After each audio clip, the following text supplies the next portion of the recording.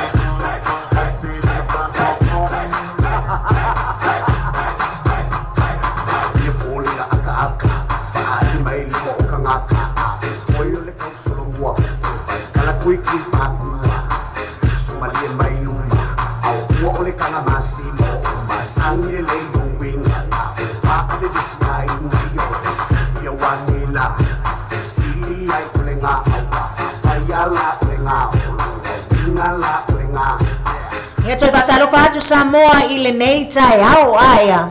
Ia e whaamalulu atu fo'i i le mamalu le au whaafonga. Ia me au sila mai fo'i lunga le tatou Facebook Live. le anga le me fa pena lava ia e momoli atu ai le vai malu i puenga ia suaso atu foi le pu vai ia o le pese le tai na mai sunga ia ai foi le sunga ia sibi a fai ala ole na no longo winga ala ole na ia ia la fa fonga mai sa mo le na o toi fa awa wina atu ia le ma ba se lua ma le tua ia hana si la ba ia fa mele o fa sa mo a wane te tena lo fina ngalo i se ami o le tau le nei tai ao ia le abatu le tato o nanga i masan yai fatalo fatu ai ia king snake mangele limba lua oka kai o mi ma pe le asi mau salafa lati vai fali le fionga le smai ta ia mai na fai ai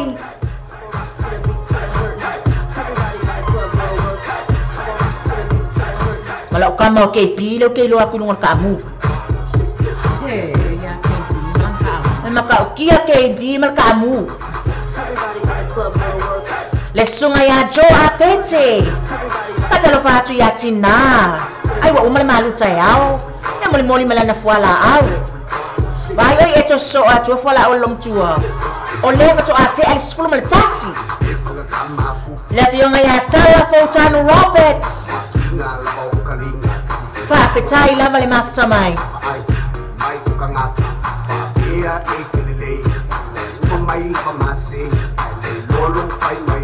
Lue mai tato ya sibe mai ngawalesi. Oi fa fonga mer tu feula le alwat.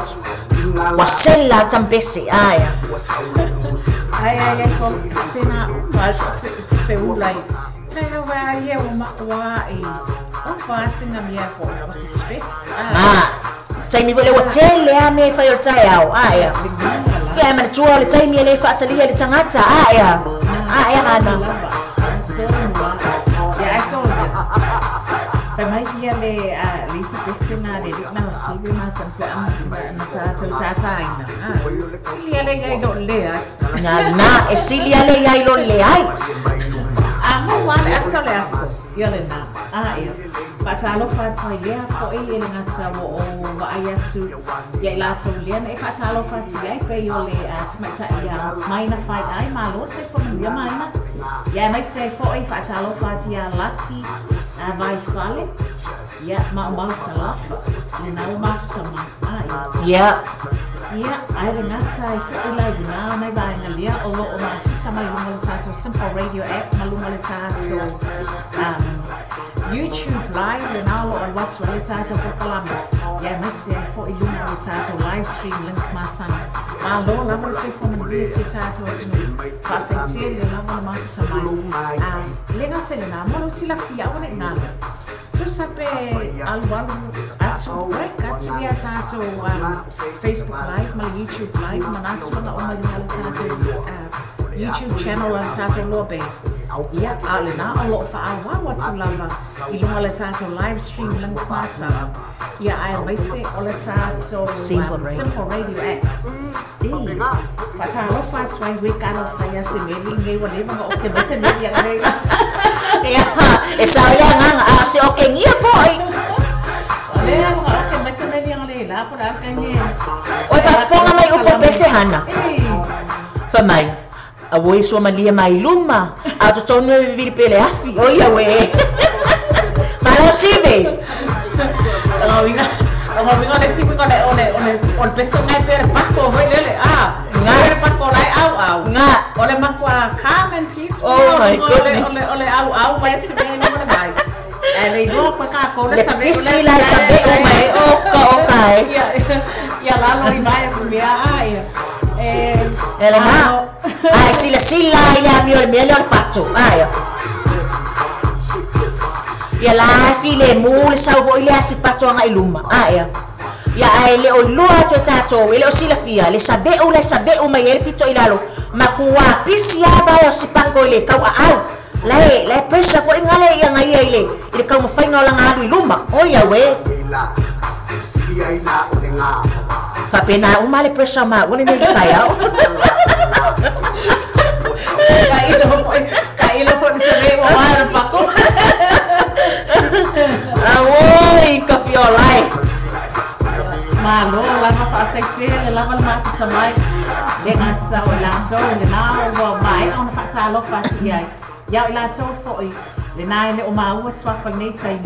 Ya dia o wa ma fa sa mai no malta to por kalambe wa minatsu. Ya de por kalambe LENEI asfaraile. O le taia o LENEI asfaraile. Ale tata wala LENEI Samoa TV talalasi. Bale Samoa Radio Tala-Ave. Ya, whaatinuina lea I lunga fisota inga whaona po nei pena yela na live stream lang. Ya, mai se ai foi. O lunga o le tato lunga le tato fo ila lea. Lunga o le tato Simple Radio ya, ai linga te lena pei ona tuatu wina atu alalo foi. Ya, po o se malu lui puenga ya tautua LENEI tau ona wa fai lava si malu ro o mato ni lele o le wifi ya wa free sa koi mala wifi ya ai na la ya mena o ala pese le te atai ora li le o sibe pa mai file mu mai lu mo tangata ai ka fe kongi kui pa ku wo ko fi ola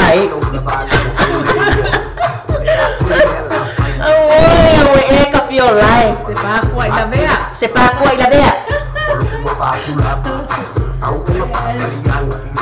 Malo paksai.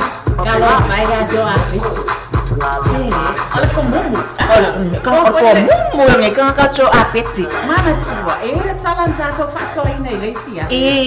Apa itu le atsesia? Na. Apa yang nak leso mumu lah vale le tulang itu fai. Ya, ele umilo sei.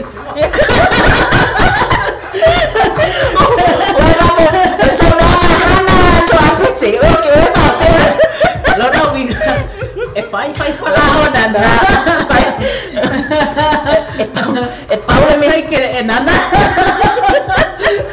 Paula me la kupo ile o sole ko kuma walungo le ile o cho apeti. Ngo faliwa kwai folo falao nanda.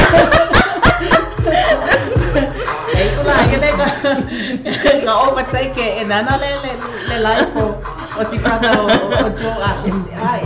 Fatalo bato le fionga ya seta tesa, shere stasimua.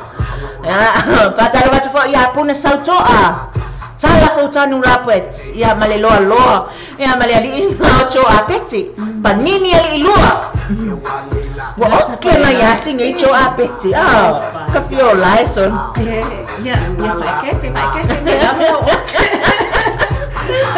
Kokode na aya oke ya fatalo fatele ngata o ilato pena fatalo fatia ya ai ole mai ta e foi falto ya Juliana Ropeti ma lole sei forma mia Juliana ya ngata lena panini ali lua ya fapia pena fatalo fatu ya tala fotano Roberts Malo lava fatele lava le mafuta mai ile nei sai militaia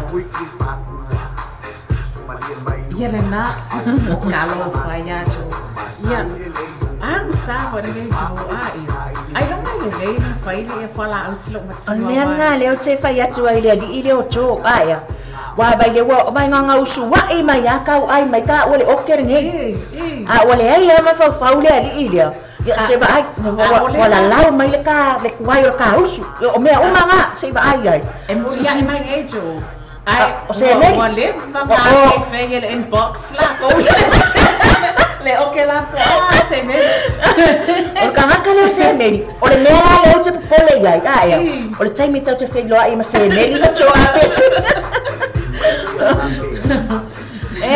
la fai mai leisia se mai se ta ulo kopai ia ma se ta mantake ke pua ia ia le la o fai ati ia e fai fofu ina ne se wa avea le popona ne ko ile o fia se lo la ke ma sa ai manga ko fai o la le o mai ile ofisa ia na al me le tupu le va ngai ia Kusala wasa bali mai amale ulko pai wa o mai ka luma ko sa mai se meri ai fa nang ia musa suka wa ai ai. Oke, nanga oke. Malo lama. Atalo fat nei table tai fo al sungaya semeli a mai se fo lato au fangawenga na semeli nafa sabu se taumu ya mai se lato au fangawenga na le Sky TV malo fat tele lava le mai patalo fat foi le sungaya fu ala faele ia le sungaya perosi Josefa ma futa mai nai Palmerston North oka ya bailale wa curioso mai au mai mo meu pese mo mangao ai oi se mo mangao ko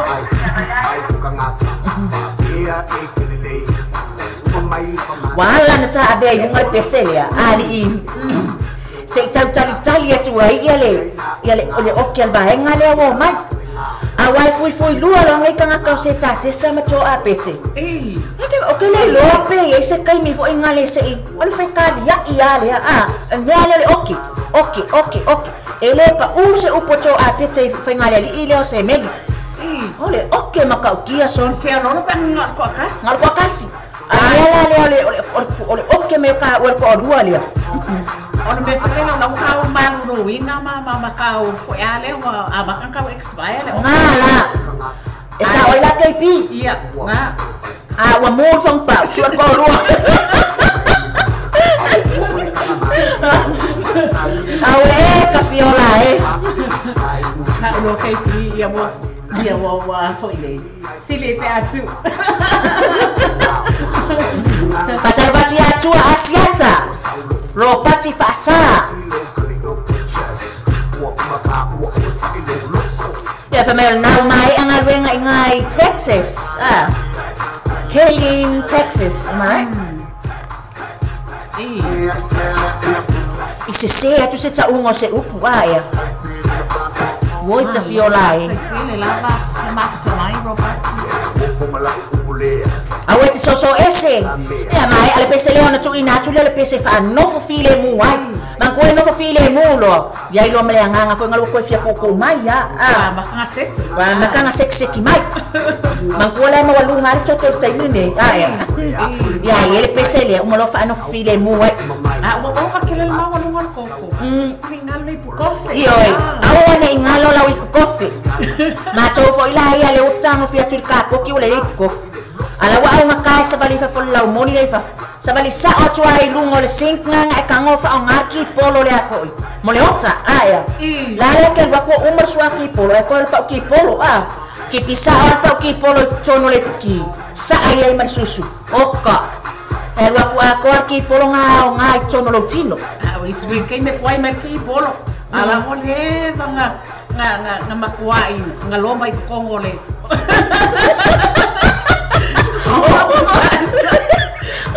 yang na sa ile mo ngalo yang ngala polo vai wa ele polo mela le oso lungo pa au mai fa malos ko ngavia fa le mo sa we ese ma por ko mo ngalo ne nga pe mai polo ya fe ya me fa ale mo fa nga ko mai le fa ai le si tu ai nga fa noi le nei la ofio ngal faltua fa ngoi la expect til ai ngai ongal mo ngalo e keeping ole la watasi tu lo fa funga anga samu ole asu mo ngalo se ya ko me le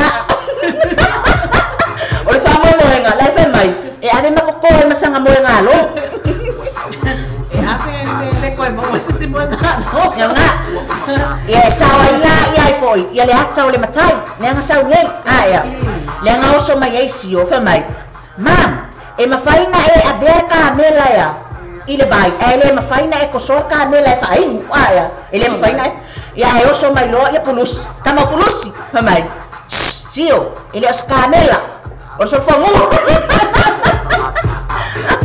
ya sa mai sio ya ese afale ha lo na winga o fale ha onga ka ika o fale ha onga oi or kamela ya fale ha onga liska ngaka oso fongo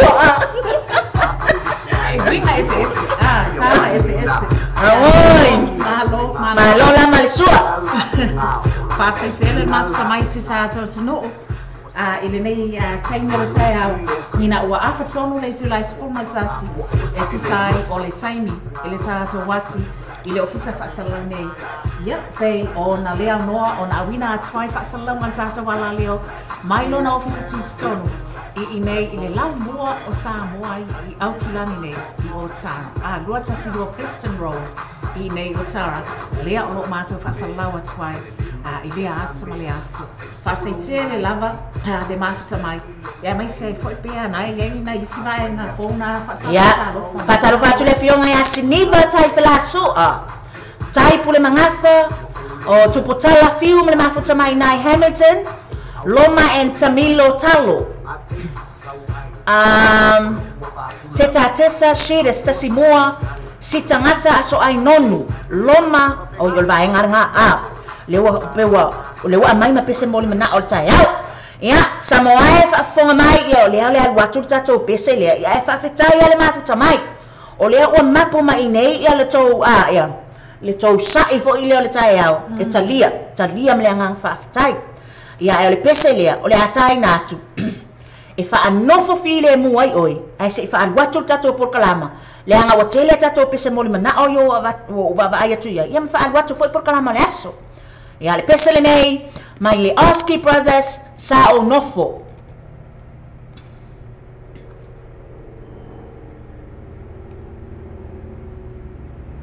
Na wausi le lei mai ale whaafonga a ea.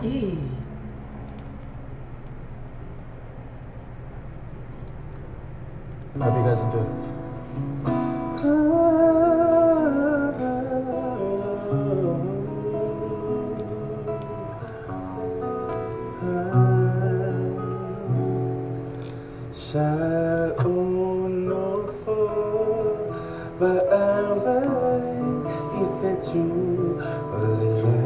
Walewa, le tantono na o sao yalo ia. Tau mafutanga le tai au, mai se fo fa nga se longa fo nga si tātou tino ai. No no winga.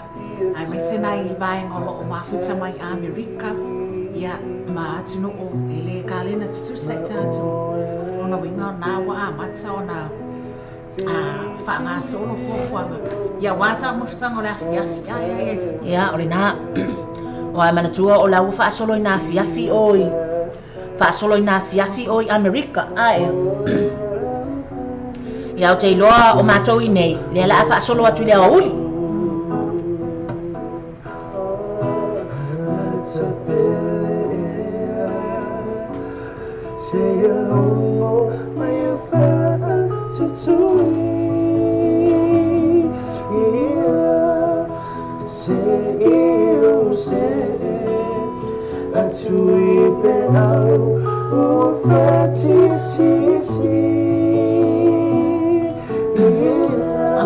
Wai, le ngansa mo ilato o malava le na o wa mafuta mai nei tai mele tai au i le proclame o le nei foi tai au ale tata wala le nei ia mai se foi o ilato pe ona mai on fatalo fati ai tapina mai ilato pe ona le anoa ona mafuta mai i proclame fai pia ale ala le nei malo fa tele lava mo fa wa mo tatalia o le tatua ale ala le nei yo to mo ta malawa ya mai se food tonu o fale fe na wenga ya tonu fo o to sa fe lava se no fo mo ma futa mai ai tarsia o fa pea ona mau pea ma ngalele tsoi fo fo na o malawa lo fe nei se tato tinu Moli atu ia mo ngalo fon mo kalame nei tai mo o tau uma ia mai se foi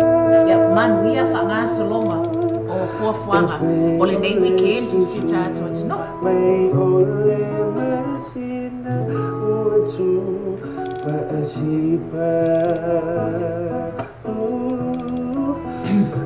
it's a bele say hello my fly to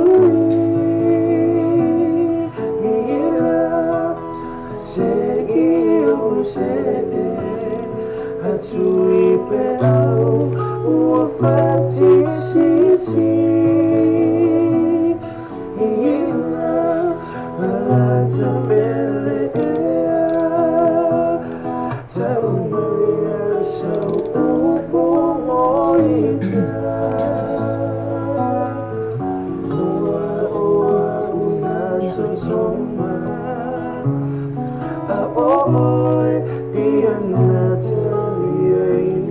tainga yelu te ba ai te ole YouTube. Ole YouTube channel le tatu ala yo. Ai fo. Ya. Fatalo fatu ini tainga ya. Ole o te ba ya le watching mai ai ona ile ma wo o to swafa. Ma lo fa te te le lava le ma fa mai le nei tai au ya te o te uma. Ya le pesele na mai le ASCII band aya. Ya na moli atu ai le ipu vai. Ya se fa amalu ai fo i fina ngalo. Ile nei tai au. Fatalo fa lo ia atu ya ila to uma o mafuta mai lunga le tato YouTube. Ya malunga le tato Facebook live. Ya le tato Symbol Radio o fea lava o e fa afonga mai ai. Fa talofa lava ya te uto uma lava. Ya o te iloa. O nai o lo o fa afonga mai ila to e masani ai le mea lea o le fa vivela le tai au aya. O lea la alu atu le tatou pese lea e a mata tu ai tatou ia me fa solo atu ai. Leanga leo te baba ai atu o le na ua a mata o na sau pese moli mana o le tai au. Ia manatua o nisi o lo te tonu o falefai ngā luenga e mo o mia le tatou le pese aya. Ia le pese lea e a mata ai tatou.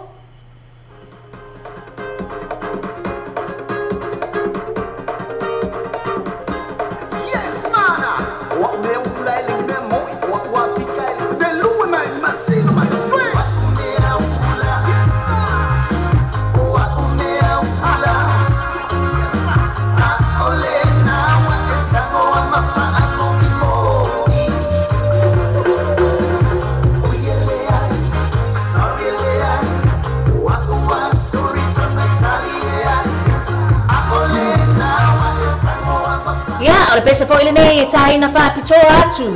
Ia mo le sunga ya se meli le na fa pe mai o lawa lunch le kopai aya. A faila le kopai koko. Ma ko ai mele leia. E sa o ile pese. Melo lolo. Fa pita ile ma fita mai se meli. Ia male mamalo le ai ngali.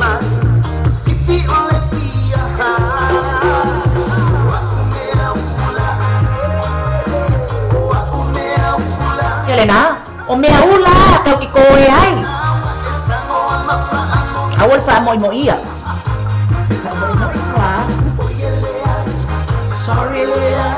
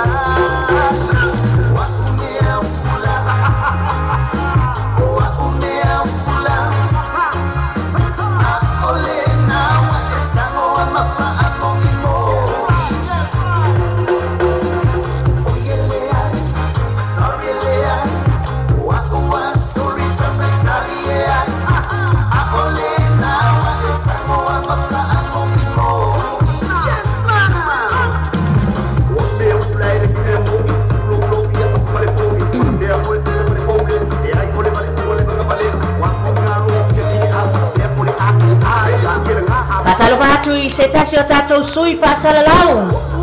Le sunga ya sibe mai ngā walesi. Ia le nau wha mai wabela le whaifukalo aya. Yam! Oka le mānaia.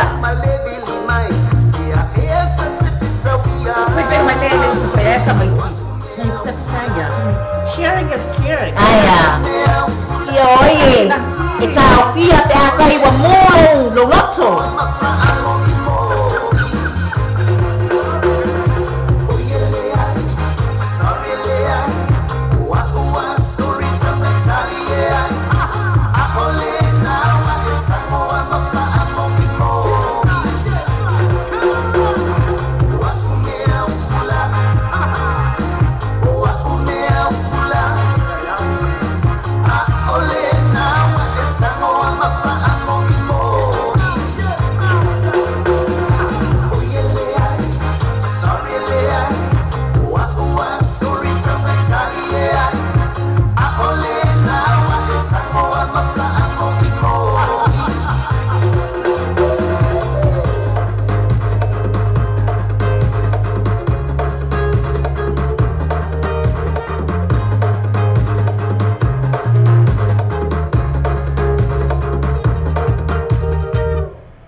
Le sao sive vai ngā walesi le nei tai au. Ina ua toe 10 minute o na tālea o le July se fulu malelua. O le pese le nei na mole mna o mai lea fionga a si tangata so ai nonu. E whapea mai, ma lo le tautua o tunu ia te o lua tau sala, pe maua se pese mai a asuao Felice, po o mauto atasi asuao ia, o le nei e mapu mai inei i Brisbane i Australia, whatalo whatua ia te o tō malava, mafuta mai Brisbane, Melbourne Australia, po fea lava le stete o Australia, po le stete o Amerika, e mafuta mai ai, o fea i tu o le nei lalolangi, i tu e fia, o e whafonga mai ai, i le tatou le tio tala ave, o le pese le nei mo o tō. Felice Mikaeli.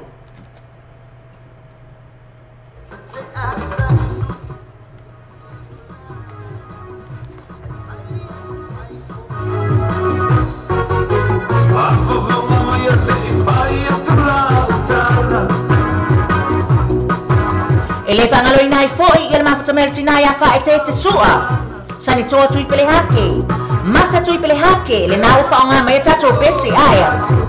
Mako i asi tui i le tino wisteria. Whakatai le mafuta mai.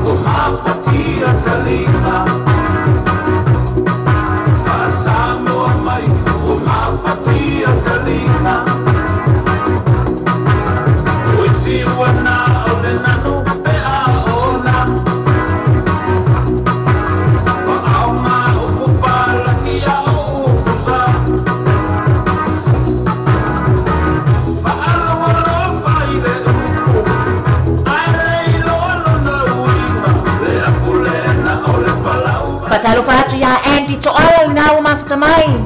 Le fionga le tamaita ya siniba tai fela sua. Papitai la basibe vai nga walesi. Ka ilo ai sei al sei ale aya. Ola mai.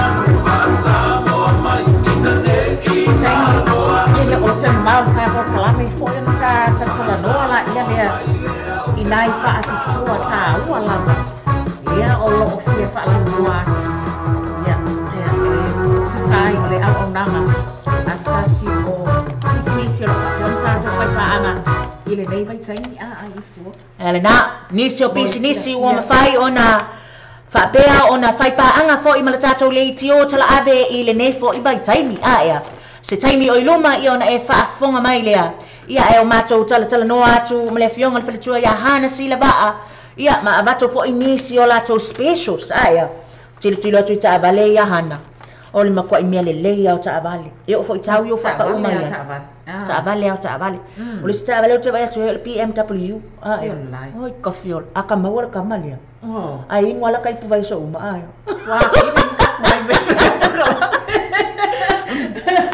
kusa ki le PMW sai nga kusa ki le PMW ai ngule pu vai o mana tua iale ingule pu vai ai le nuro 24/7 o mana tua iale si quotes nga avi foi lunga le Facebook le si vai taimi fa mai le fainga fa matalanga don't buy that $300 handbag just to put in that $10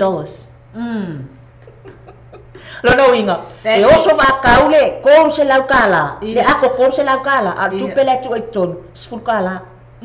O le ala lau fike nga ko nga mi fitega. E sili le fata o le ato lua tala. E ko e ko milionga. Boka. Ka fio la. Ya fial vai ma avel nga milion. O ai se na fial vai fial ese milion. Ai. Ko le ako to a petsa nga vai nga ya awangi ko o le okay ya ka.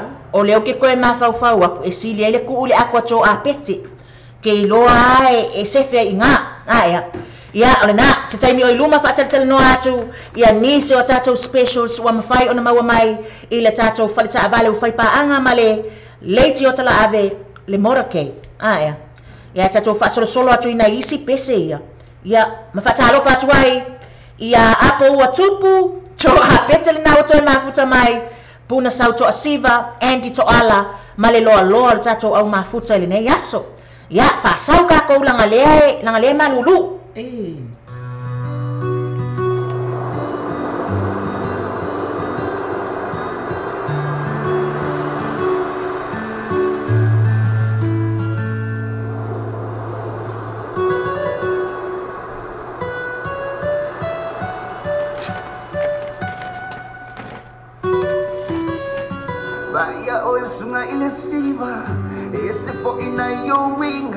Le fionga ya Andy to ala fa pe mai lo mafuta mai na i Seattle, Washington, America.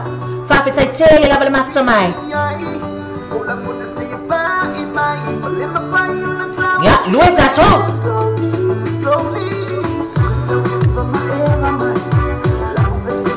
Patalo vatu ya nina kose. Te lola o fionga hana.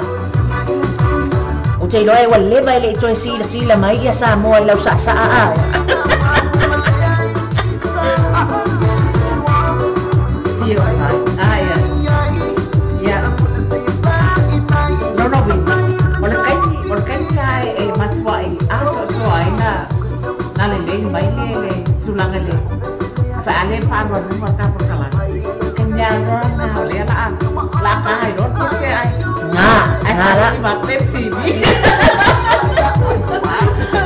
Oleh meu macam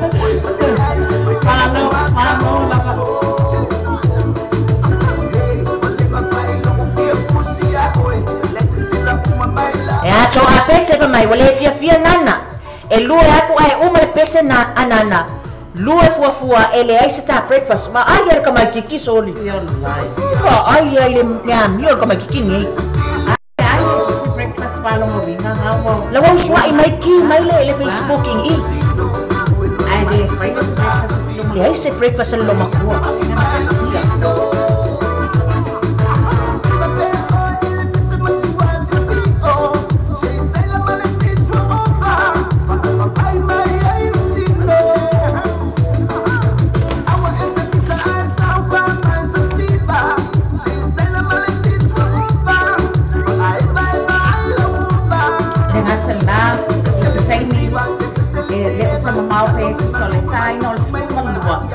ya ona awina toi ko ila ilia o le whapuponga o tātou taula i tulanga o lots tupu i te tono rau whanua o Aotearoa nei e ala lea i sota ina whaabawa la leo alo Samoa TV tala lasi ni Samoa Radio tala awe ia mai se ai foi o le aonanga a le Radio New Zealand International. Le ataina sfu malua o na awina atwa i leo tātou whaapoponga fōlena. Malo lava whaatai mafutamai. Whaatai lava mafutamai.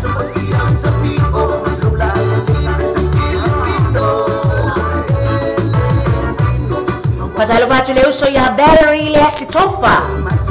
Mafutamai nai manu reola. Patalo vatu ya te olua le tau sala ya sala masina. Ya male ai ngali.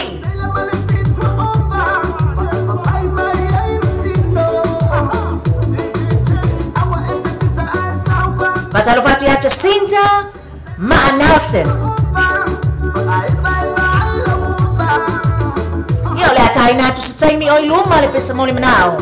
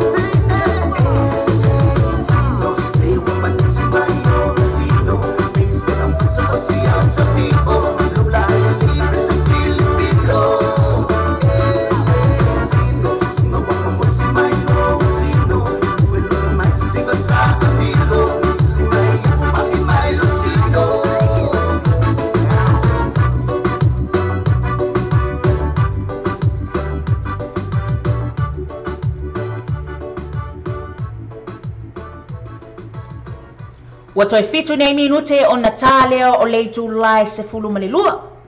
Ya o te ilo le na o sau niuni tatou e fatulanga ina fo i le tau mafutanga o lea wa uli.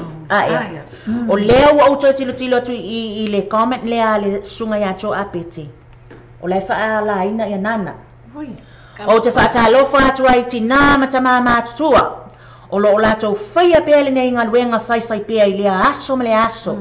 O le whaalaina, ia po le whaapea fo i o lai ana pongi, ea. O te manatua ia se o ta mama se o tina o aso wharai le o malava, ia amata mai lea i le ono, i le afiafi. Ia e maa fua o na ana pongi tina amata maa, o le ngaluenga i tātou, le maa lose le nuu, na ialo mawhanau, ai maise, o ai ngā umalava, o whea o tuli ta ape ai, i tue fio le lalalangi i le tau mawhaina o ni manuia i tutono a inga manuu. Ia male malo foi. O le fua le nao a latou talusanga. Ea. O le fua le nao talusanga na yo tatou matua o lo whaia pea i le aso me le aso. Ai maise ai ala le vaenga le whaia le neime o le anapongi. Lau wafionga hana po le asa usau noanga i la le vaenga. E le ngata fo ile wa mantua oi o asa oma. Mantua o e le ngata o tūlanga whapenata te tō manatu ai nei ta mama tina mātutua. Le ngata i nei o tātou ta mama tina mātutua o a whai langi le whōlaunga. Ia aena o nei o tātou matua tausi fo i le nāwai taimi. Le ngata a maka mele kai au. Le afo i nei. Le ta tō manatu nāna a mutu e watu ai fo i nei wa ainga isi nā o le peo na iei le fo ana whamanatuina. O le Independence Day celebration len whamanatuina la masi na utona i atu. A maka mea kai au fo i lele. A kuhai ngaka ala i lunga. A lea ua uso le pese vai lea o le tai au. Ia. E tuai i longa ka i lunga. E mankua la kako. A le kaule ingi. E ke ia le moko ai o le. Ai mankua la kako ngā vai kai mankua la kau ke la aiki. Hau le koko kako whai aikia. Nga mange e ange lunga whaka ngā pese nga mo i inga makaskoi inga pasilo makue whai le loko. Koe whao mai palang keke koe moe. Ia. Whiro Mga kua la lawa umara te talo. Awa toi nofo ne la lunga e o lawa ngalo ya ka ikalawa ka moe. Yara kai ni kong wala nga. Ele le ala le. Ele le ka le sasa yo sam lima. Nga. Ele angara ka le ka wa ile an. Po le lima fo. Ia. Ai mana tuole mo mo tono ta inam. Mangkua maa fo i. Le o aso to ana ina. Nga. O aso to ana wa o mato ai mai se mato mai tua. Wa o te loa ia oe lona winga o te no le tean. Ala ngo mātou mai tua I whalatai. Sa usu mai ai I pasi na aso. Ia awai le ngata ina tau mawhai fo e tuli mai le taime le aonga. Ia ale pasi fo e tauna po ale pasi fo lele anu ese mai tua po le 5 o le tai no le ona. Ia mai se ia vai taimi whaapea o sisi ngā fua. Ngai le o ka sau mana ka ko nginga vai le o malo ma soa ia po le auli fo ina le auli malala ia auli mal masoa ma ka fili fili dua ia po la ka fili kasi vo ila le Elena ia ai o mai le afi o mai le ia pia ile pasi ia oka e fai ole manu so ole o fa oka ia ka ia la pe anga fa pe o le fa nga ka sa le le kai o le mo ke ngia mo mai ali tina ia mai tama ya mga kuala oi le ka ko pasi mai ka ko la ka wa ka ko po le ali si mela ko fa ala ko ka ngel kuspa ia le mianga ba nga e uma se lo ngai uma mianga fa so ko amalanga ilunga fa au ese le ai tu ai nga ta uia fa pe le sacrifice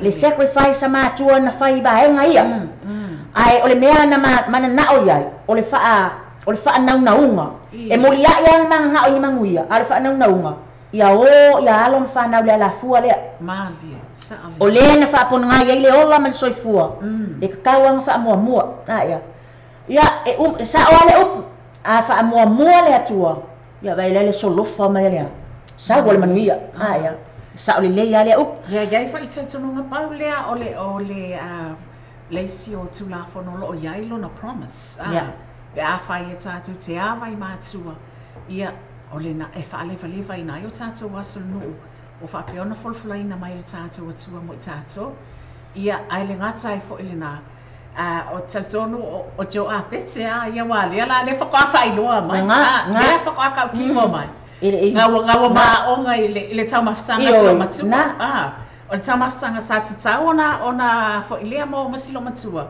a wale tai au ne ia le wo whakawha I loa mai le whala ina silo matua ia a le wo makua I o le whainga sa o le whainga sa o fo ia e tau na whaia le leo tō apit anga pongi a koe mga ia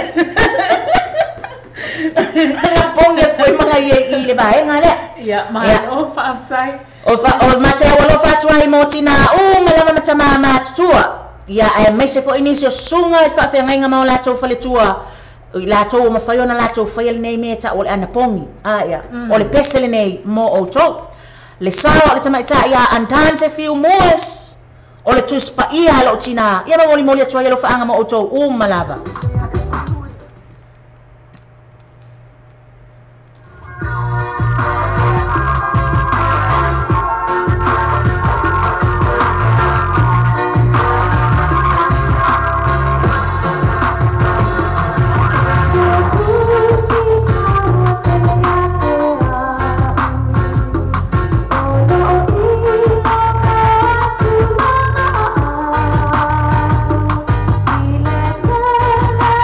Talo fatu le uso ia alo sibe venga walesi mafuta mai ina sasa ai sina la sela tamali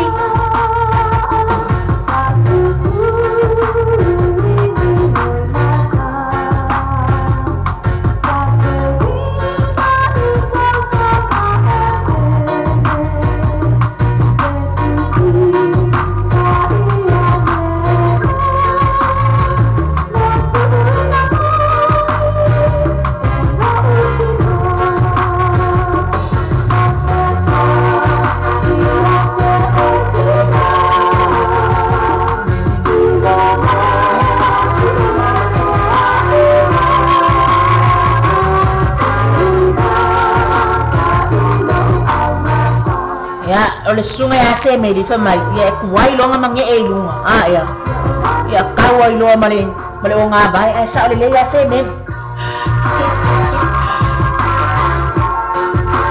mana tua la pi e telengese le alo o ngā bai ai ala bela ka makau ke le babe ke le o se meli la ko ia ma for fuspa al tama wengal fuspa o FOU la imo me fa ko ko ngai on me fa ka wona le lang fai ko pai me nga wona le lang fai ko me le longi puka ya o le milinga puka ko pai pasal wati asina ra sela tamali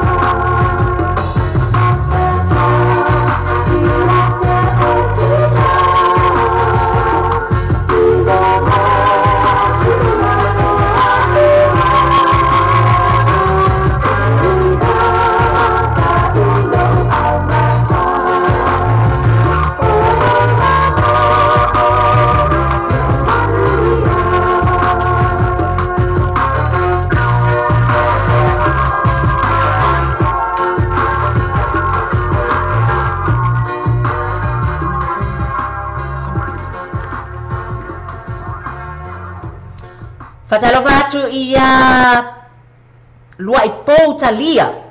Ya, na o mafuta mai ia nai sa o sunga ya se meli fa mai.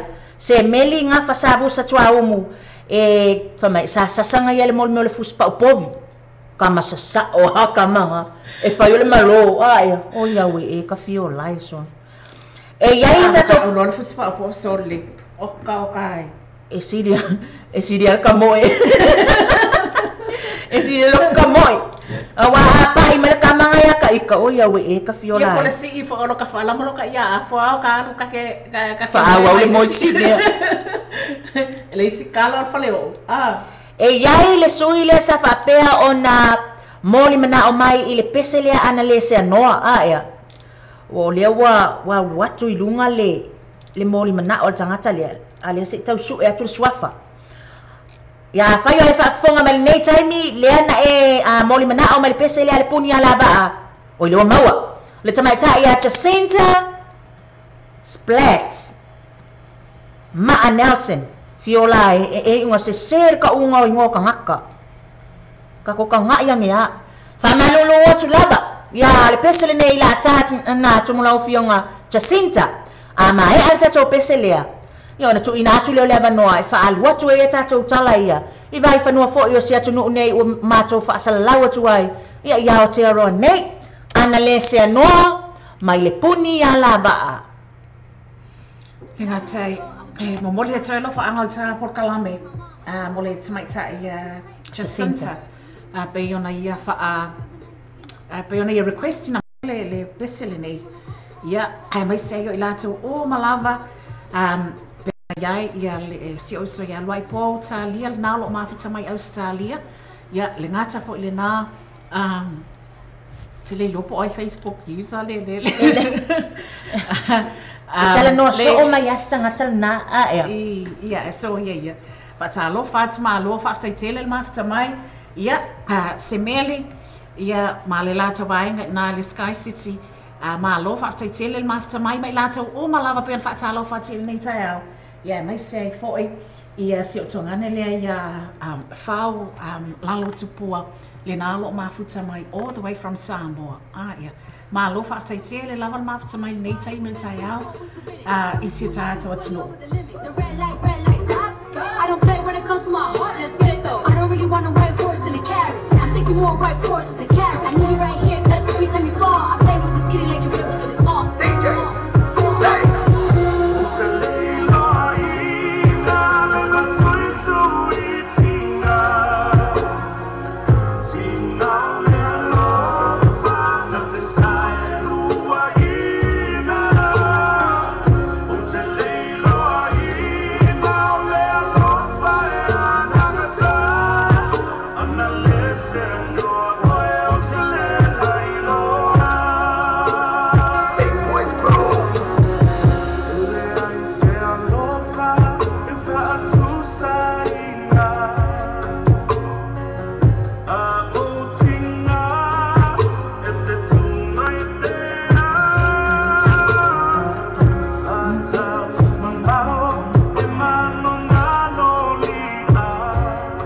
Awan ingalo ya te oi.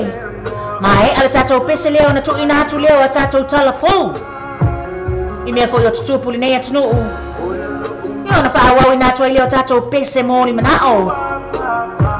Yo tu ina mai fo ile nei tai au.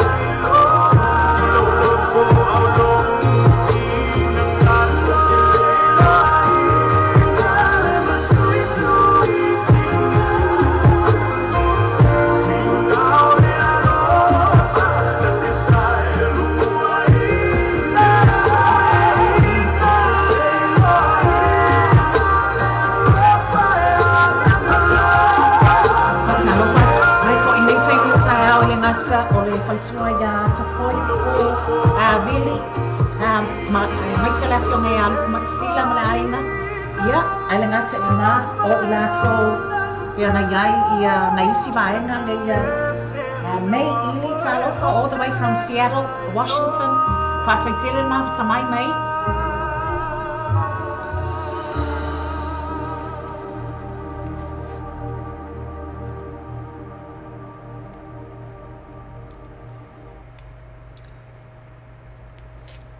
Yeah, I was made for former being a fine atu. O tata utala nei tulanga o lo tupu I vai fanua o Aotearoa nei. Ia, awa lava long pui li ina o si tata watanu. Le ngata le na o wamawhai o na awina atu nei tala. E ala I whasota inga whaavawa la leo. Ale Samoa TV tala lasi ma le Samoa Radio tala ave.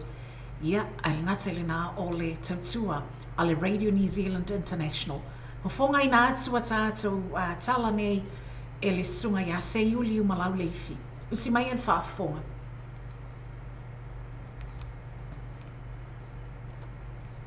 This was news in Samoan from Aotearoa, New Zealand.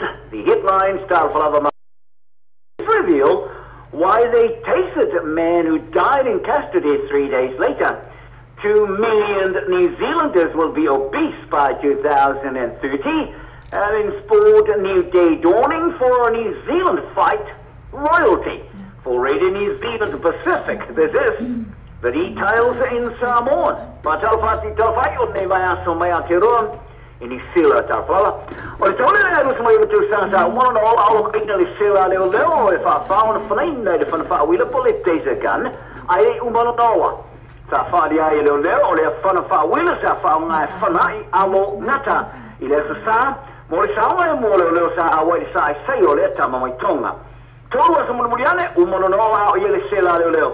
Whaaliere te tai leo e tūmalo le taulanga o Gilani, Superintendent Karen Malthus i le asona rafi. I le tusa mai tasi leo o le sa talia tuai leo i le poti i se tama o i oso fa iesta mama tua le mangalo Beresford Street i Freeman's Bay i le taulanga. I se vainga ma le vale le helikopa leo, sa mai tauina e whaalima le whaono o na takiki le taulele le ta mama tua se i ola ma ina matapungia. Whaali el te mai tai superintendent se mata uku mata utia te whaatupu vesi mātuia. Pai e tā wai, e tō whare o leo sa tom whai e tā whio ia. O leo mua e tō lua sa whaonga ina whana whaawila e sa leo ila e alo. Ai o whana whaawila maisi leo tō lua sa mawhai e o na while mu. I se sa iringa whongu maro ia e le 2 miliona tangata ni sile whana tilo ia e oma kere le puka i le isi lua se fōru tau sanga. I se sa iringa le universite o tako sa mawai o le lapo po au foitino po le body max index po le BMI o tangata ni sile o si itia mai le whaatulanga no le fuanga tusa o foitino e peo na ala ia te le tūlanga e maua ngā tuai nei lo le whaatulanga nei au o na ngatai le vai te sanga o le rua hafe ma le tō se fulu. O le afuanga o le lapo po au foitino po le BMI o se fuale inga o le kino o le tangata e fuelo na maurunga ma le mamafa mai apalai le tangata mātua. Whaaria le te iuro le se swenga Ross Wilson o le whaatulanga no so na puputa o whaatuluina e peo na siti ai le vare hafe se lau fitu ma le rua se fulu ma le tolu. Mai e tā oai, o le sitia maulonga o le puputa o kino te ngata o pasi ai le te paa o se sao tele le lusi o la maroloina ni sila e peo na wha manino ina ai te ngata leo tele le tā ua o le o la maroloina ina i saili linga. Whaaria Ross Wilson o le tele o le sao fia i vainu wha osu malosi le titi ni tereni me ai maua fa te sei marele ai se fa malostino wa be ai masao li si tio so o puka o le rifa internet millionaire king.com o lu sinela na fina fa le tu la fono e alfi ai fa foi fa malasiatu i America sa fa ma tu ina fa mstongo opinion fa ngana na fe e pona i o ina fa un sa fa ye fa mstongo maulunga ma fa mstongo fa ai tu malo Mr.com, maar is tot tolk samen die fantastische brand Van de Kolk, Matthews Ottman, Muffin Potato. Wat de LENEI, maar si ili mai moriang, or sela o e fa di lolito tu perere, maar is solio tu la fono le sotanga, maar kopino, ata ma musika lunga, na penga ole o tu e fa ina nei ale. Me karabloid, Mr.com, maar si amani o fa mau juneni sila. Ore fai uma ili tu e fa foi fa malasiatu e Amerika, o tātia tunei min stau whamastonga and legal e tu sai mali tu la fono. Ela tele ruas furuafi tanga tu o seini nei ma pura meu fare FOU sia malo e nga fatia fatta wina e tona i loa yore kiwi build. O le pura mele malo bo fale nga fatia fatta wina sa da talina loia mo tangata lo te lista LENEI. Ma o le tali mo tangata o mawa tele. E le solulu loia si lia mai ono afe tangata sa restaura. Ma le aso la nafi sa fa tui nani si tio le numero tanga te listara. E na o le afe fale nga fa tio fa to wino le afau sia ina le teo sang fau, o le noinga o se fa te te liumi mo tanga te te alsanga mo ni fale. O ia e fa mo la maro e fau sia le se la wafe o fale, i le tonu ni sila, o le limas fuafe o ne fale fau sia i au kilani. O le palota o le afau ngaina e fa so atua i ni fale i tanga te te alsanga. I tāonga o tāora ele te mafuso le panganga le tonu o ni sila i tāmarasanga le UFC o fuso ana, e whai e tonu pa wai a pēla i rohe o le MMA, Mixed Martial Arts, Israel Adesanya, e seia singa le sulu mo i le alo sa mo wei sefo, e pēna la toleni whaatasi le whaletoleni a le li kāe au kilani, pe a whetauri le malana tambao, Brad Tavares, i le whai o ngarabasanei. O Tavares is mo le fitu ana marmalo e whawhai ina matua walu i le upanga le mero wai ki lo langi, o le awhetau ma Adesanya, sa whaneo i Nigeria, wano whanei New Zealand, se furutolu ana fusuanga le se whai ina ili so ngā champini, a le tamarasanga le Ultimate Fighter finale i Las Vegas. O Tavares o lo oa vea sefo mana whai aonga.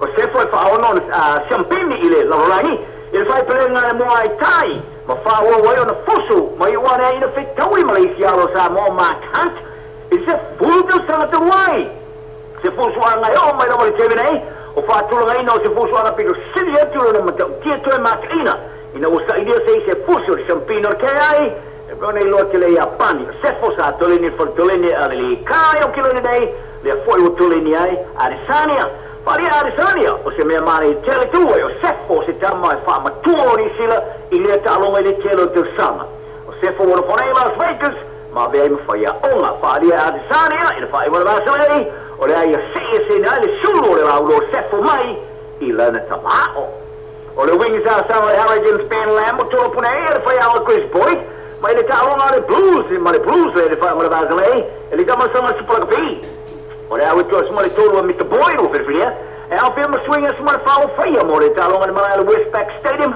i le lomoa e au whia isi mo tolopu i a lea whaatisia i male pō chef tō manga Ellen o le wingi talo i nei All Blacks Julian Savera o se ese nei mo le wingi tō mataru a sui a lea me le wingi anga valley o se whaiunga e umi e ni whelapula fo inga pe a fua tule i a lam o se tamasko sili o le tamasanga e o Savera a whai matolopu talo mai le lua tau sanga tau wai Aure jamene o tapai whaiaunga de blues tana umanga i alana au ina i tau sila mi tuatanga ma le whaalongia pe a whitaui ma le Harrigans i talonga le hawe heitero kaino ma tamaro na lua piro tele ati talonga o te aloa e more blues o kaino le hawa se atu nei franje e te aloa i tau san FOU o le ase lau tau suma le maru i ana talonga more blues i le sonai ma pasi ai Tony Woodcock ai tulanga lua i le isialo sa mo Kevin Melamo i se la uon suma le whaana ta alonga mo le blues o le blues e na le whaana ta alonga o marumalo e te o sanga nei supura pi e na o le tasi o ta alonga sa marumalo i luna malai Eden Park i o telani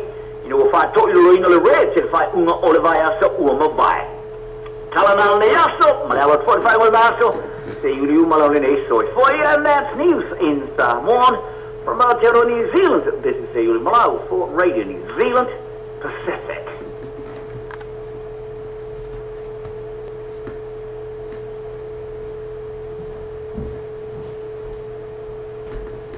Ia le nana e whaafonga mai ai i a tātou talafou. Ia o ni mea fo i o tutupu i lau whanua nei o ni usila. Sa whaapea o na tu ina atu e le sunga i a se Yuli o malau leifi. Ia ma le au nanga. Ia ma nisi o leiti o whaavao ala leo. Ia a whiai ma le Radio New Zealand International. Ia ai whaafonga mai a. Ia o le atu e whaawa wina atu la tātou porkalama. O le nei a oli ina ua 12 minute ua te ai nei le July 12. Ia e matau tia talafou i o te whaalonga atu ai aia.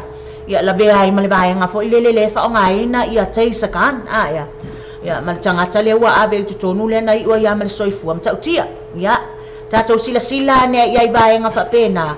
I le whaonga ina fo i o ia tu ai ngā whana fo i e whiwa i maleo leo. Pole a upenga fo i lea. E ta ua wha Samoa e wha awila ai aia le kama fo le pe fo ringa e lainga fo le aluakwar kama e au o tulo tino pe ke spaka fo le aia ya o lea le ata ina atu le pese lea fatalo fatwa ile fionga ya tau fa alili sabia tavita ya ma mei ili ya ma le loa le tato au mafuta ile nei tai au ile nei ya oli tai na atu le pese lea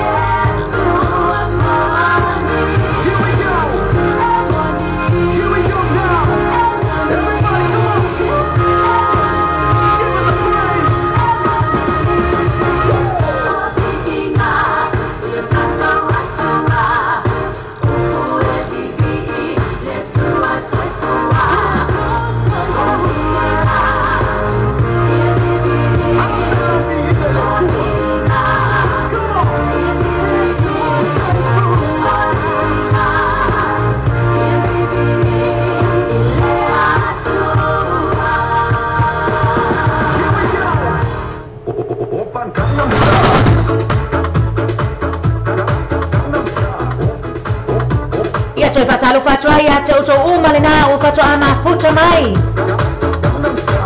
O le tātou leiti o tala abe lenei, ma le tātou TV tala lasi. Whapeona moli moli atua nisi o tātou musika sui fei filoi. I lenei fo i aso a uli o le aso wharaile.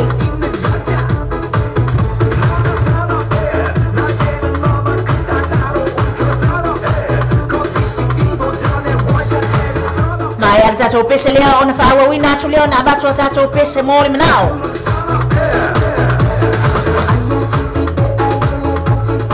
E sunga ia tai longo i pule. O lea li lea pena te ilonga ngana pea aia.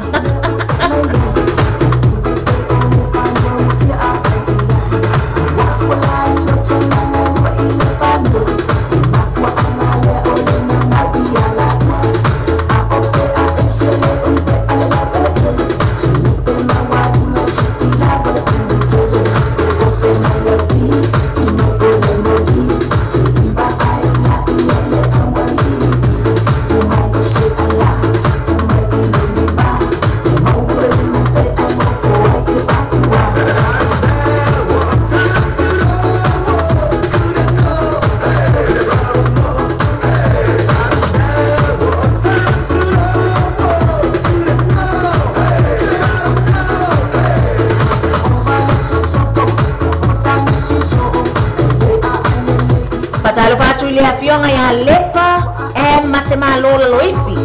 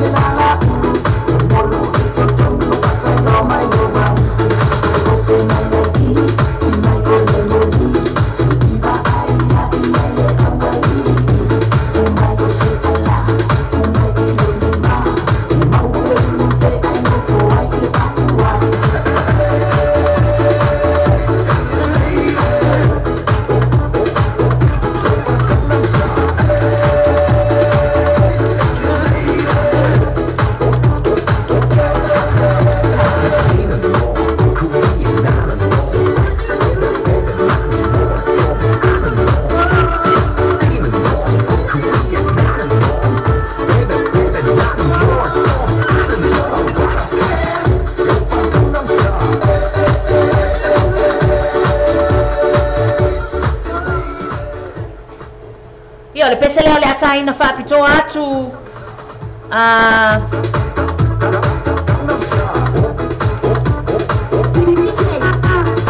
pena moni mana o me ele fionga ya apo o tupu mai o le pese sibe vai ngā walesi tina au lele moi ka fio rai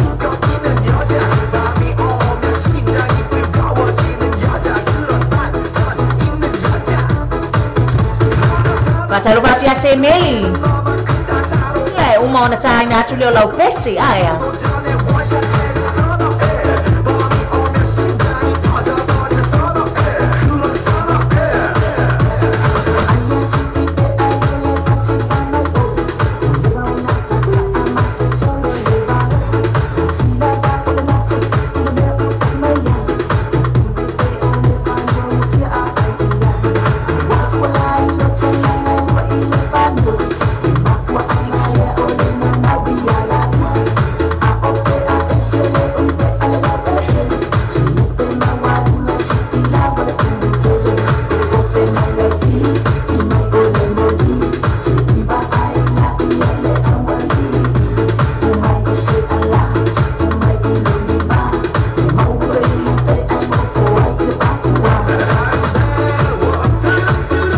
Wato sau fo I male pese moni manao ia mai nai sabai Samoa ile so ula aya me lo le hotel tato wala leo nei nai so ula sabai ia patalo pato ia te auto umalava ile sunga ile pule ia male mamalo le au fainga wenga ile so ula sabai ia se taimi o iluma ona toi sai na tulea o le tau pese moni manao ia ai alofa tele atu manuia fuafuanga uma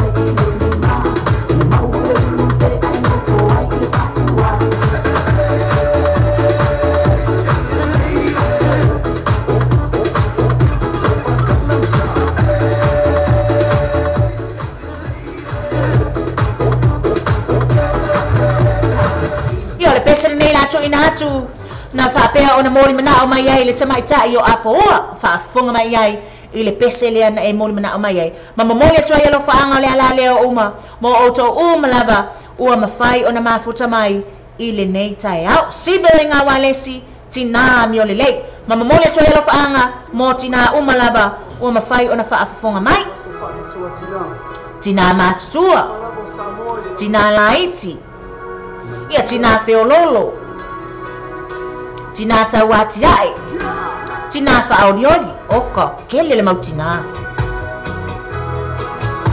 When we are telling our thoughts now, Happy Mother's Day.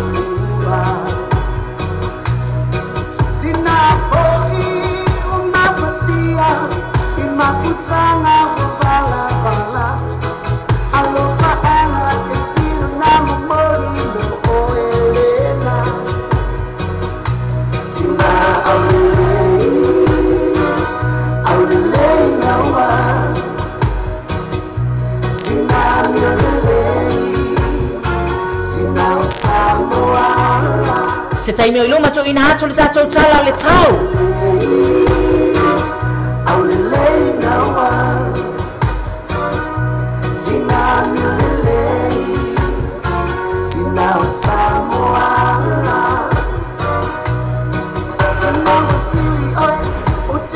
Patalava atu i le tuangane ia Krisimasi la le vole. O mafuta mai le nei taimi.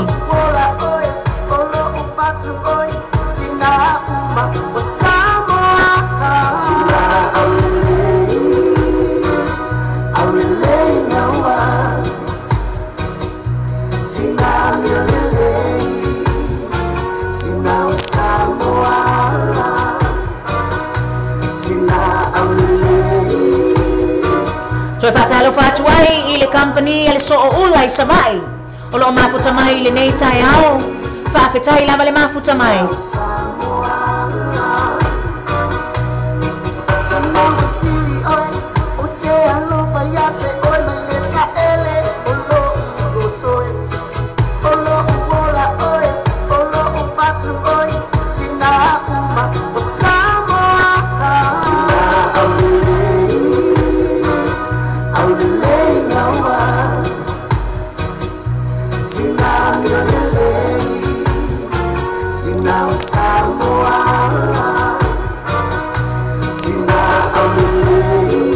fatu le mato vaenga le lo mafuta mai na i Salt Lake, Utah.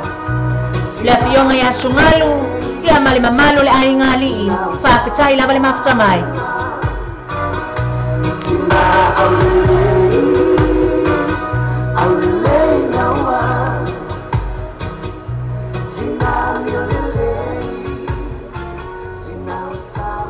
Nga sei whaila lau tala le pese le ftoa umatu nei, aia. Tina au le lei, tina mio le lei. O le kele yo le mautina nae ta uma ye tonu ina a le sisiva la ngai mea aia. Te loa ai na pu le MTV ale ali ile o siva vai ngā walis. Wa au le lei mai ana i tina ya la tau vale lau mutu, aia. Ia whatau tau mai mau la tau laulu vo ila ia. Wa matua i mānaia ia mal pu enga la tau wata. So o mai lo le amale ata. O ka le mānaia, aia. Ia, o te whatalo whatu i lau fionga se meli, ia o le pese le nei e tali ai lau sua, ia moli ai fo i lau tau mafutanga. Ia male mamalu, o le tatou au mafuta mai ina le tatou Sky TV, ia o le pese le nei mo o tau. O le sao le tamaitai, ia Christina Spaya, e mamoli atua iona alo faanga mo o se meli.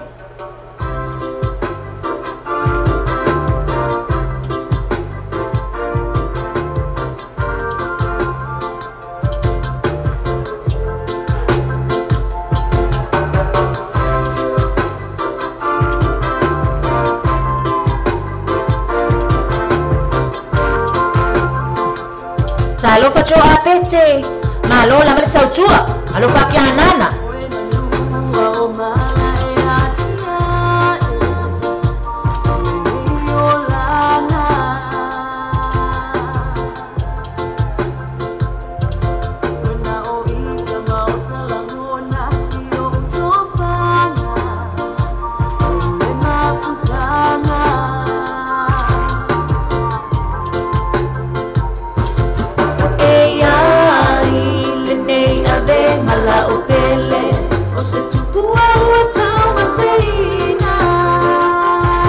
Faccialo faccio ya Wiki Rix mamea. LENEI avenga la opele.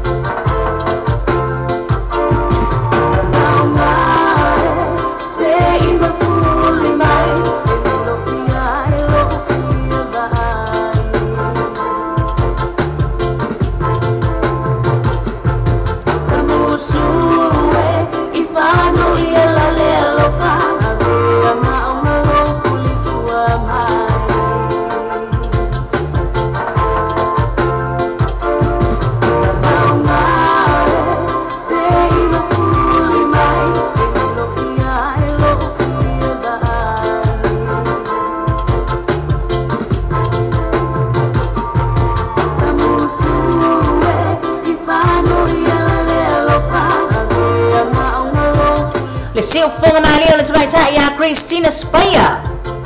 Ia pe ia na ufa yatu. O le tamaita ia kasen masilin Dion. Kukusa leila leo. Kusa leila leo la kamaikai o Celine Dion. Ia mal tamaita leo o Christina Spaya. Ale langa avela utusian nail tamaita leo Celine Dion. Ia utemana o mai pepese mai lumai I mal tamaita leo Christina Spaya. Ia nga ko sila fia ia. Ia mau tau ilo ai esa wala o famtalanga le fayatu. O le makua imana ia si fonga aya. Amai ala tatou pese leo la taina tu le pese muli mena o ala fionga ia sungalu. Ia na tu ina tu le tatou tala le tau langa leo ua muli mena o mai si vaenga ia. E muli mena o mai le tala le tau. Ai fia ave fa fotanga ni ai fefe kimu. Ya le pese le ne le taina tu. Ya mo le tamaitai ia puna sautoa.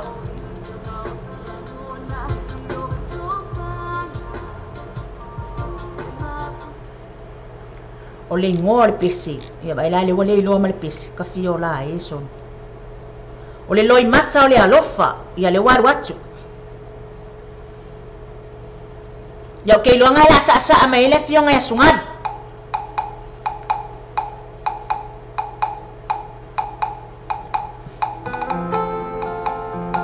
Ya sawia.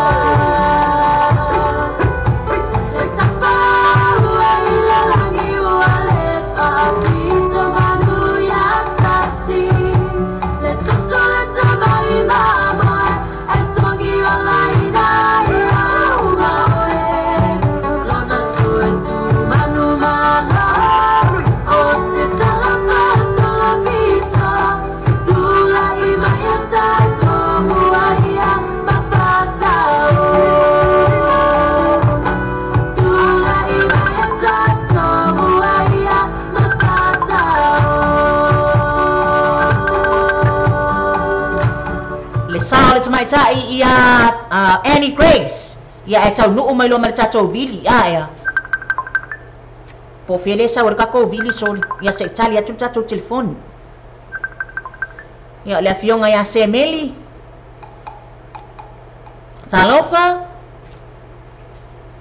talofa se meli o le wailunga le laina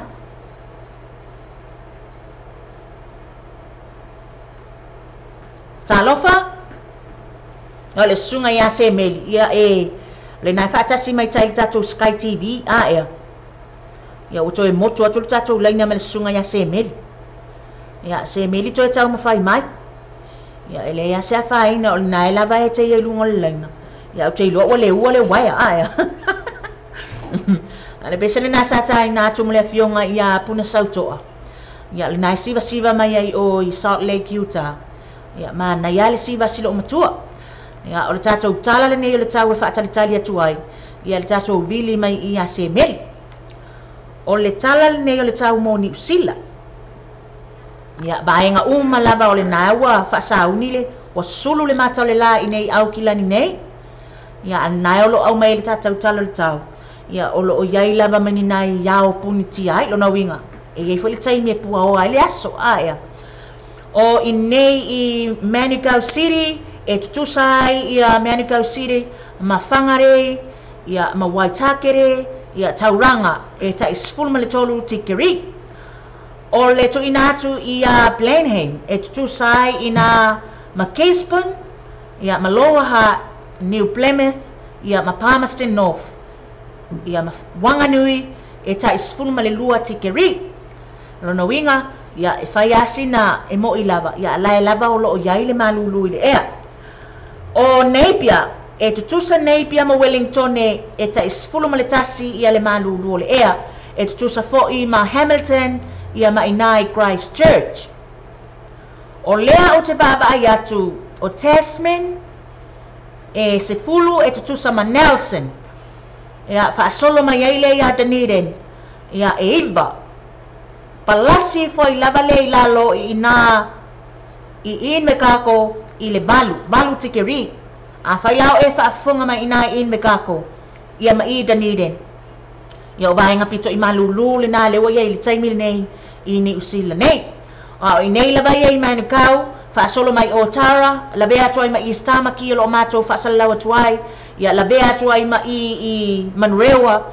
ia e se fulu ma le tolu ia o le olo mana ia le sulu mai o le la o ina e Brisbane e luas fuma lua tikeri ia e faisi na puaoa ia ma faapea o na punitia ni na iao fo ila ia na e luas fuma lua tikeri ia le malulu ia ma Melepone la ia na wa tutusa Melepone e iba e tutusa ai ma ila i Dunedin e tutusa i Dunedin ma Melepone ia o lo ia te oe lava le saonga le mua lo soifua ia malo wola i vaenga ia i le taua ia e lau puata mawhainga na wa esi la fia la vale vaenga e pui ai lo soifua ia mai fisuia inga o le tau ua ia i nei i le nei taimi ia o le a whaawa watua tatou pese nei tatou pese nei o lo whaapea o na mōli mana o mai ai ia le mamalu o le tatou au whaafonga toi whaatalo whaatu ia te oto malava le nafto a mafuta mai i lunga le tatou YouTube lunga le tatou Symbol Radio ia po le Apple umona e to ina tono lau telefoni ia ma whaatasi mai fo i le tatou Facebook Live i le nei tae au sina pese lea mai le Mount FOU Ni mai lunga ele o le musika let me see your hands up listen come on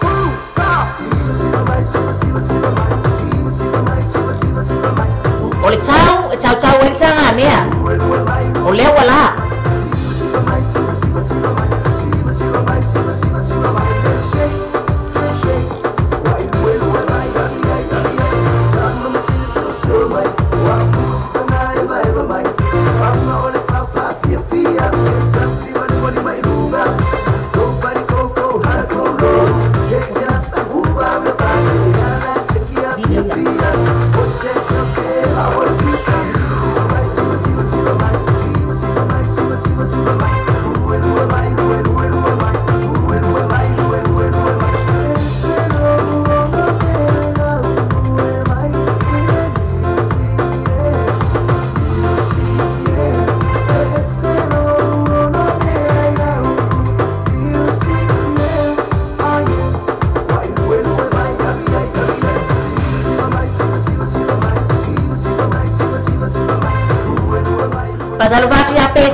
1989.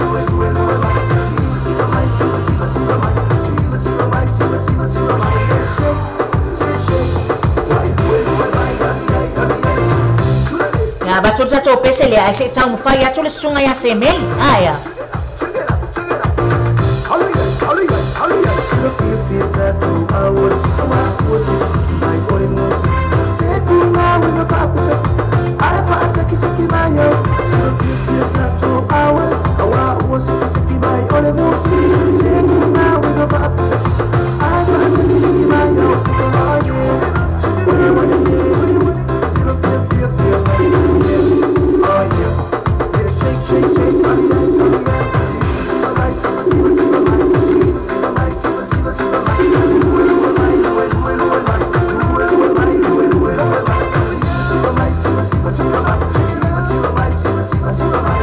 Fatalo fatu di sunga ya Februari 8. Olo fapea ona mafuta mai nai Amerika. Lord Scan. Talofa.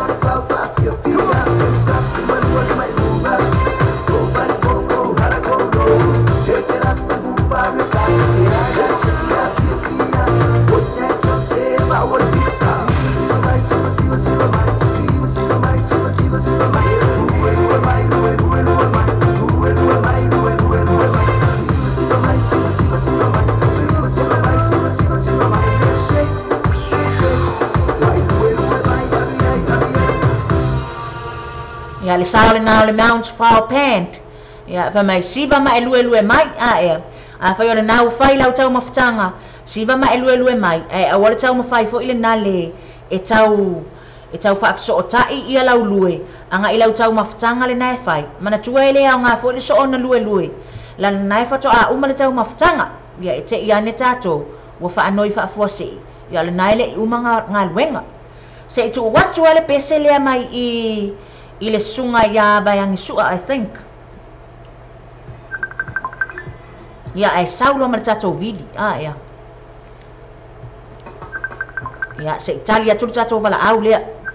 Mauti noa fo le sunga ya se meli. Talofa le sunga. Talofa le fianga se meli ma wale yatu. Hello? Ya, malo la soifua ya nau e lunga le ea. Malo soifua ke la fatua. Ya wa mai ya fa manuia la faftai.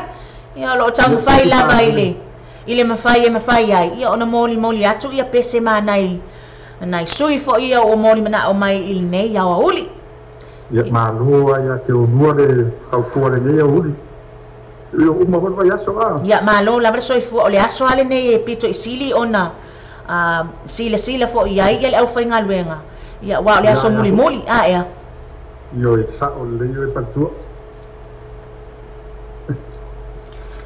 ya ai sau no ia lau sunga ya po a mai fo ile nai tu ya mani vaenga fo yo lo fa pe ona fia sau no ia lau sunga ya e tu sai malene yaso yo so fa kai ala mo le mo so ria de okay ya so de mo fa so longa ma ha vare ngabuna ya la ko ro ho ya fa le ya mo ya kun fa ka lo fa ku nai kai friend ma ka ko ngai lunga le ka ko Facebook page mo ya ku mo vero weekend na te ko mo la ya ma se fo go sunga oro ku mo fo le nei ya u ya ma ngi ke le fo le weekend ya o mo ko fo ma le weekend ya faftai te le lava i ya te oi fo i se meli ya ai mai le tala le tau i nai le na fai tu tato de se ki pa le ya tau i Wellington Mount Wellington sa ya ve la ye ye fa pe na fo i nei le nei tu i tamaki o lo ba tu le tato fa salonga aya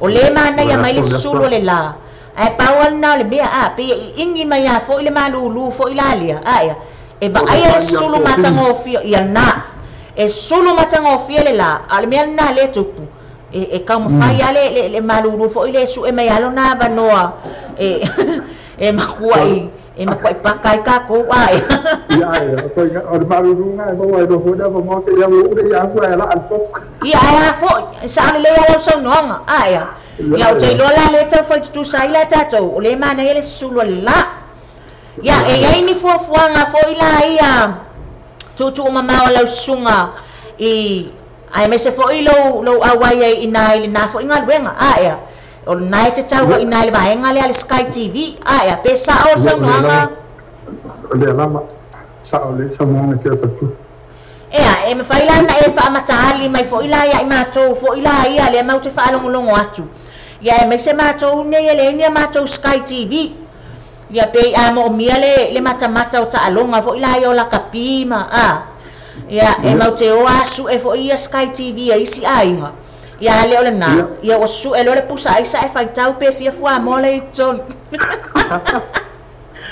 se ki pare ia la kamanga ia o le company ia fenga ronga so o le kau slow down pe ale company o ke le fu yo le wifi ma me va tenga o live voice ia ma me va tenga so ya ve so que le mo ware le chop mo ya de mo ware chop senga banga foi mo so ku pe fanga kamai ia ai fo sa ole le ia le sau noanga ia pe ole mele na le watu punei ia wa sau le fa technology luma ia ma wa was low ai fo ia le nga yo fo ila le po le fa tamo enga fo I o fuanga anisio company na la to momolia ia fuanga tu sao ia te peta tu fa pe ia o live fo ia o live programs fo ia na tu sao tu ai TV ainga a o tau le mawala o to ona ua o sao technology ia malama nei na po ia pe sao le atala ia sao le ia sao mo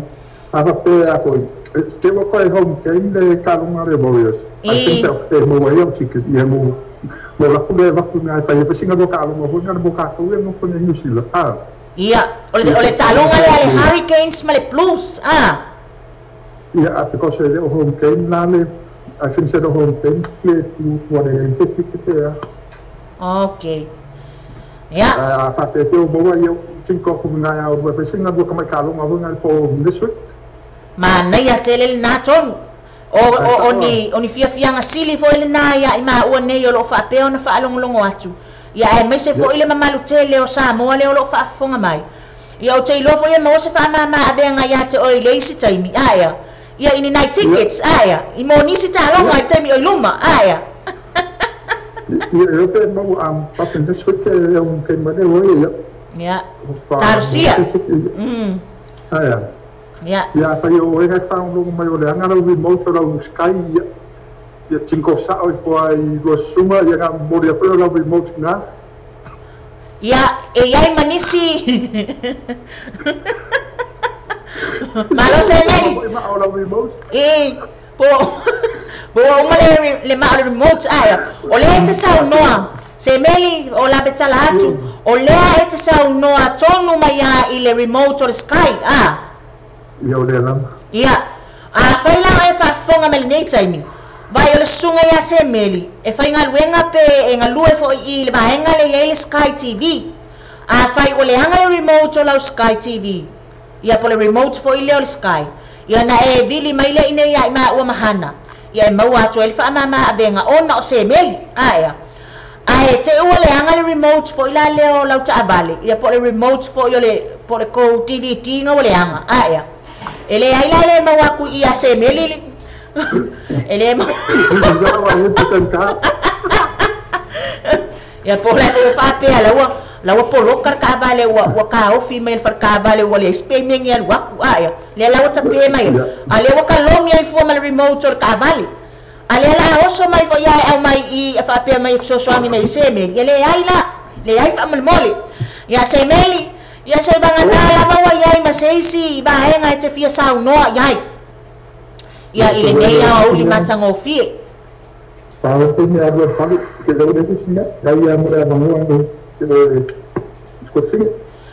se meli ele tu o ale tatal noanga e ia ale fsili le te fia abatua ia te oi ia wa te lo se te mila ta mai na o tau mo fai fo ilale apalai ai mo se Sky fo ilale ai au mai tu tono lo fale ia o le mea na tupu na ia oso tu ala ufa matalanga o mana o e to tongi na ole fo fa mai e o le vaenga fo ile sa way games ia o le mea na tupu o le au te tawai ia o le include ai to tonu male male la kapi mai si ia wa ka o ma me nga o games ia ai te o fe mai le ai ese le ala le o nga sa way games ese fo ile ese fo le tongi na ole tongi ese fo reality le la kapi la to ia pole me o fa tu la nga o to o le ale category nga o to ia o to ia la kapi pole me o le la kapi o se ta alonga pole me o le la kapi o se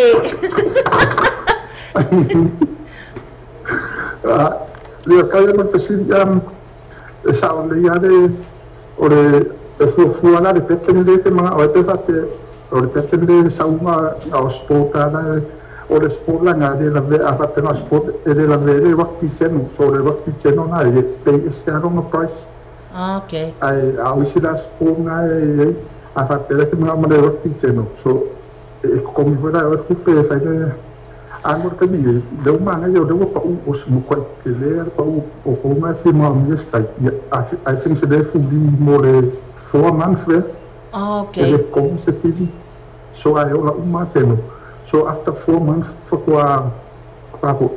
para filho do quarto que uma oite na movies mas pô aí capé uma que deu se teno foi na hora sport foi já malo la basau no ia wal me fo ele ma faina tutongi na ole a fa ya ku fo ila tutongi na ole la kapi ai fa me ele ai e tutongi ya male jeno le lwa tu ia games ai ole sa ole sala ai ya ole na fa fonga mai ai sa moa ya fa ole na te mana o e ta ia tu le sky fo ila le i lo fali ya e ma fo ile e ma fai fo ona au na tuaile sunga ya semeli e vai malima ole opule na e vai malima tu fo i lau fa fonga anga samo e fi au na fo sunga ya semeli mo tato malava le na lo fa fonga mai ya e ala mai la inei le tato wala leo le TV tala lasi po le tio tala ave pe sa ole ala sunga semeli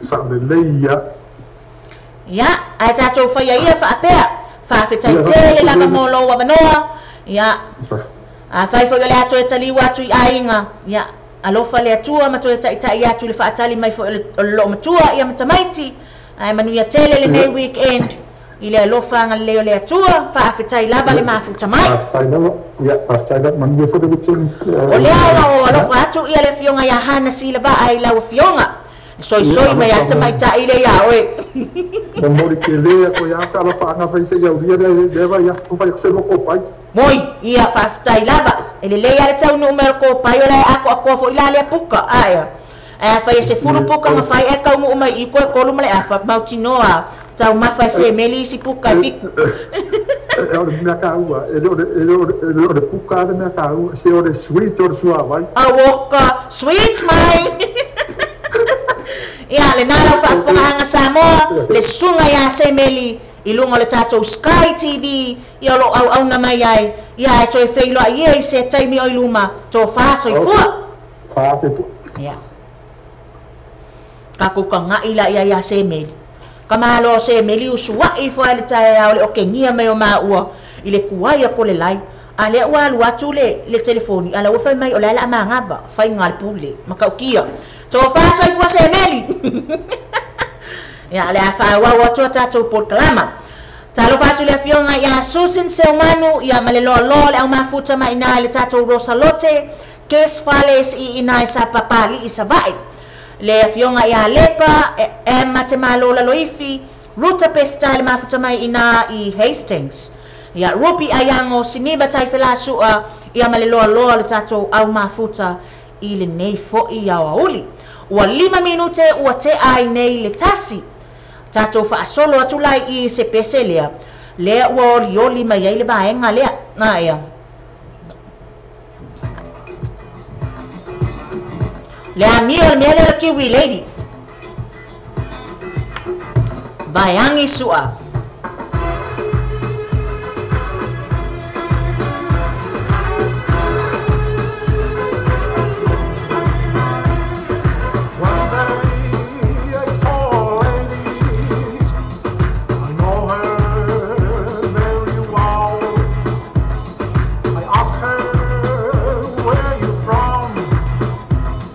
She replied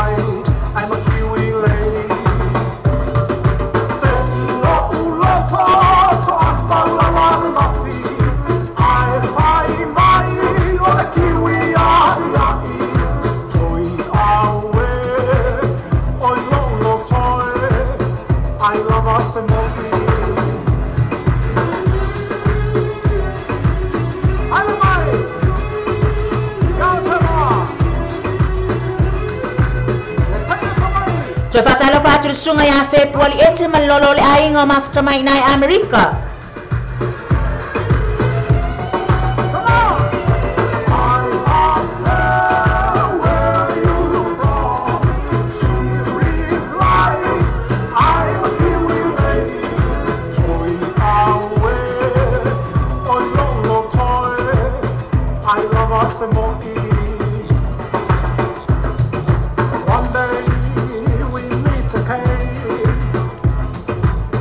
My island of Hawaii, I asked her, why you here? No reply, she disappeared. I saw her, she walked on the lava. Le arrivo di Sebale, ma se mattiota. Allo fai, il kiwi lady, on the table of Hawaii.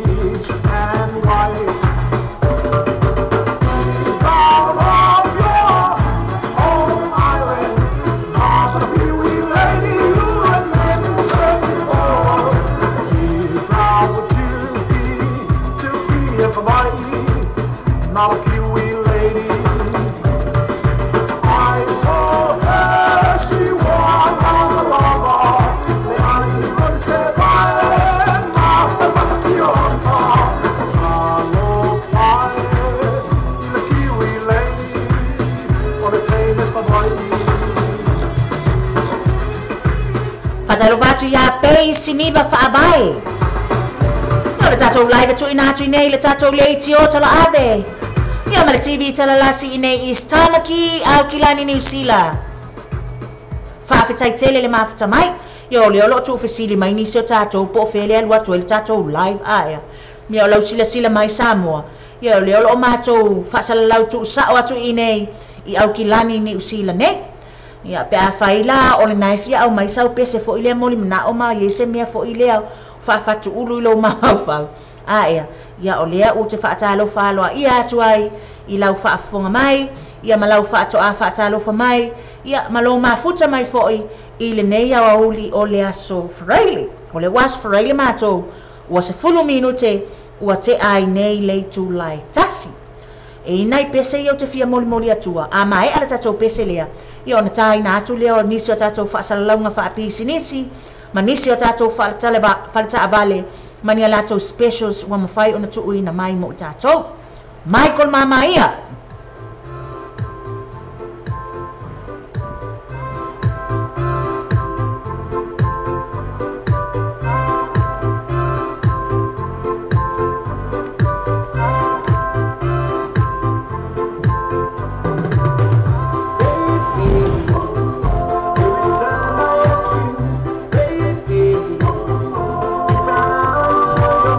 Saturday, I hope that it's true now.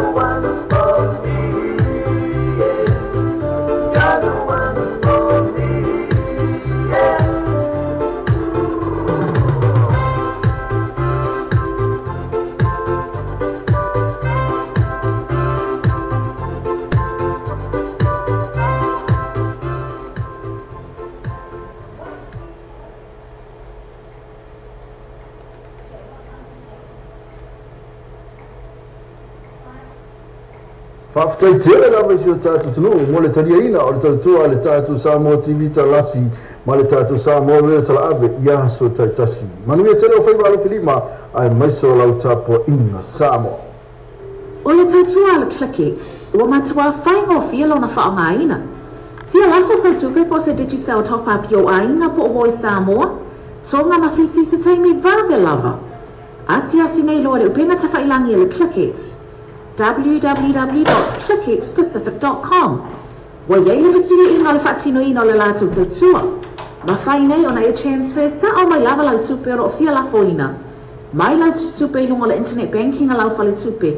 Mai so se vaenga o New Zealand, Ausitalia po Peritania, o lo e lalai.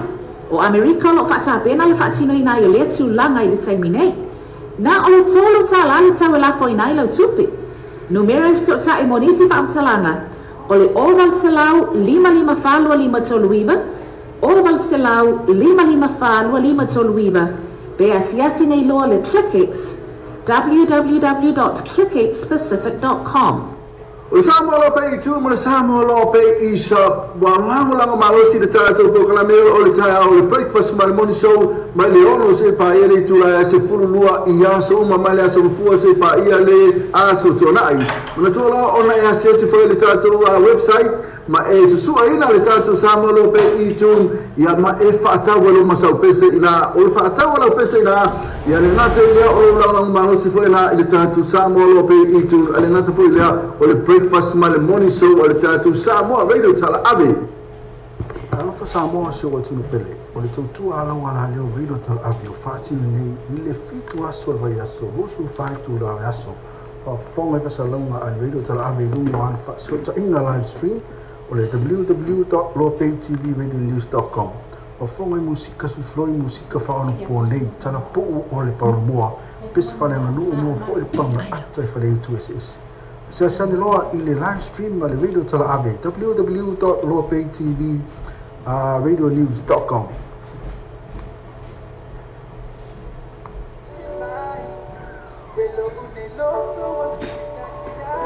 Na pauna musika mata mo fio va fo pe musika le tatu Samoa TV tala ma le tatu Samoa Reo tala ma so na paule o le tatu wala leo e te mau mai musika e pe o e fia ia e pe le tatu musika na.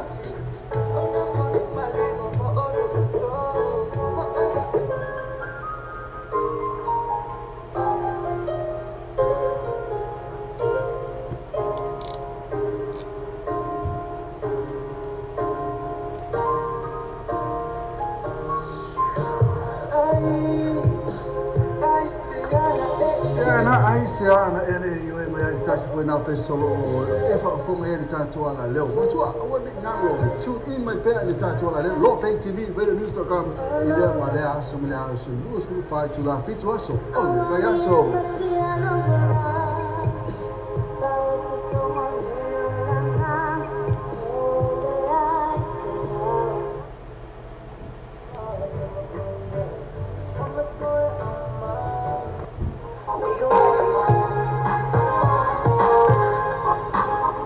I want to go to all the Tato Motorgate cars. It is a full station road, Ipen Road. So Tato Fata Valley Napa Fenetima for Fau Fato Susan into Summer. It's a full station road, Ipen Road. It's a Mawale Unanga Tato Motorgate cars in Ipen Road. So let's phone to be the Sat all over here. It's a no Sat all over Pule. Lima tol offer o lima tol offer o ya pole numero feva ile ale sumale ya chantu loma ole olu tasi lima lu fa offer o olu tasi lima lu fa offer o the sunset also limited le fale ni sinia ina le valu tasi huyo road tio tou o le telefoni e te vili ai mo so poke Lua fituan o limantasi, kole all tasi o fa fitu to limpato, all tasi o fa fitu to limpatolu. While fitness, mechanical repairs, vehicle scan, electrical, oil filter, full vehicle service, penafu manato pauli new and used cars. Matua, malu tasi, huya road to to modifying all sa, edit ne taimi all tausanga. The following senior the Sunset Auto Limited It's a more in a valu tasi huia road yo tau. Valu tasi huia road yo tau. O le tunu meo lea o le telefoni o le landline lua fituono o lima tasi. Lua fituono o lima tasi ia pole mo pa o le olu tasi o fa fitu to lima fatolu. Olu tasi o fa fitu to lima fatolu. Mantua e tala le tato fale insinia le Sunset Ultra Limited. Ile aso tofi se pa ia le valu le taio se pa ia le tula se fulu male lua. Ile po! Ia, whawhatai lava le whaafonga mai, ia o tu ina tu fo inisi o tātou whaasalaunga whaapi sinesi. Ia le au nanga le nei le tātou leiti o tala ave ma le tātou TV tala lasi. Au ina tu sao atu inei is tamaki, au kilani ni usila, ia e whaafia ina oe i le nei au uli o le aso whareile. Ia o tutoi whaatalo whaatuai i le so o ula i sabai, ia e meise i fo ia le Rosalote kes fales, o lo mafuta mai le nei au uli, ia o le pese le nei na utou moli mana o iai, o le pese le nei wa taina whaapitoa mo o tau, le puni ala baa.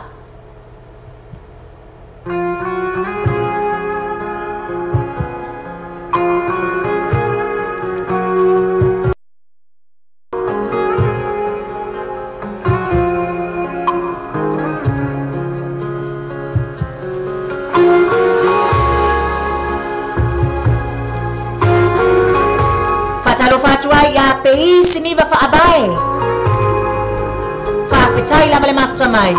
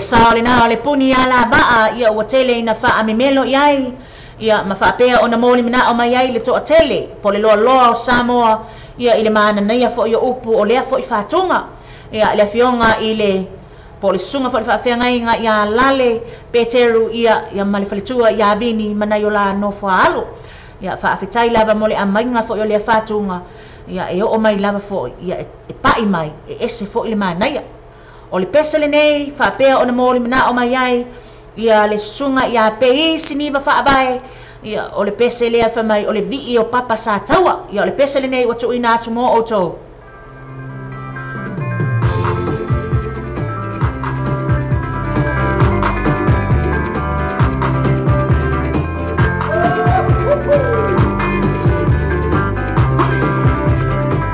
Fatalo fatu ya susen se umar koko Saulo tonga tabo ile ota Ya le batu le pese se taimi o iluma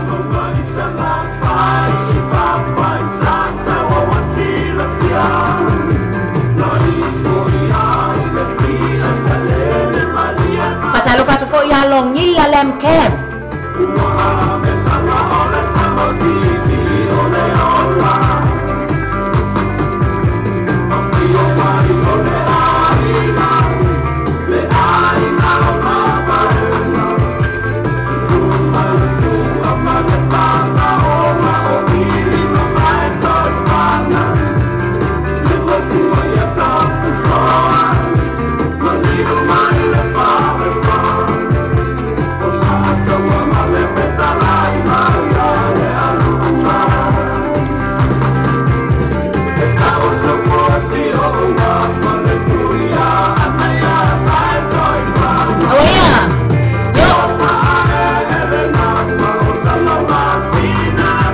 Lana moli mana ole pesi ya wala sa mai ai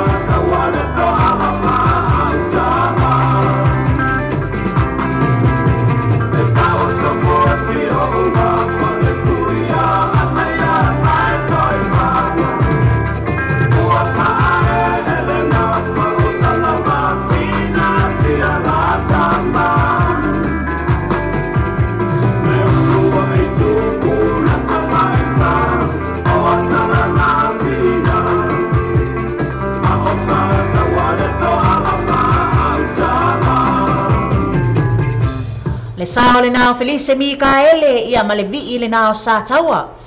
Le pesa le nei le atai natu ia whapea o na mōli mana o mai ai se tasi o tātou sui.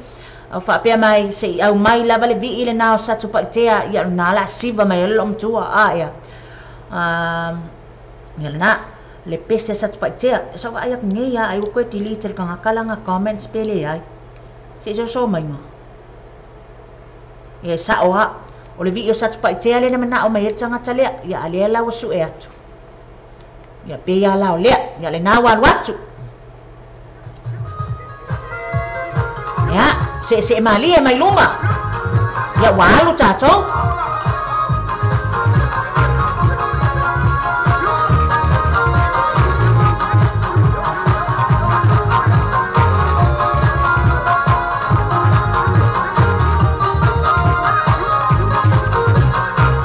Patalo fatu le uso ia bebe peni amina. Ia pe isi ni va whaavai. O le pesa le nā sa mori mana o mai sa o le tonga tapu i le ota.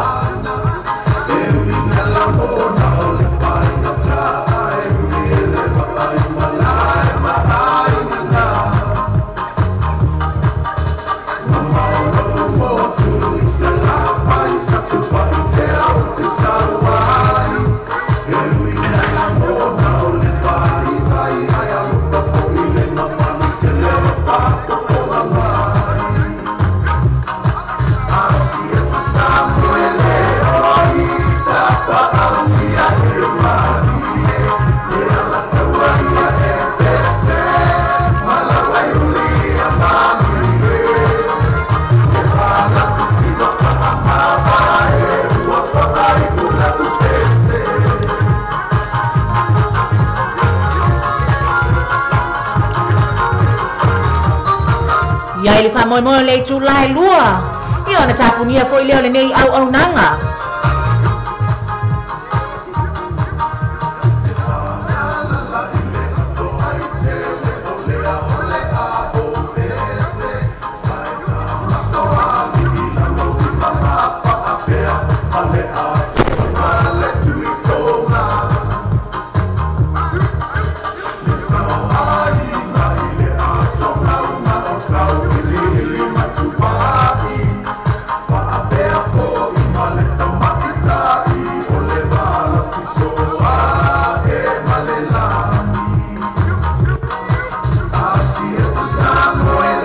Patalo fatu ya David Sapusoa e lika.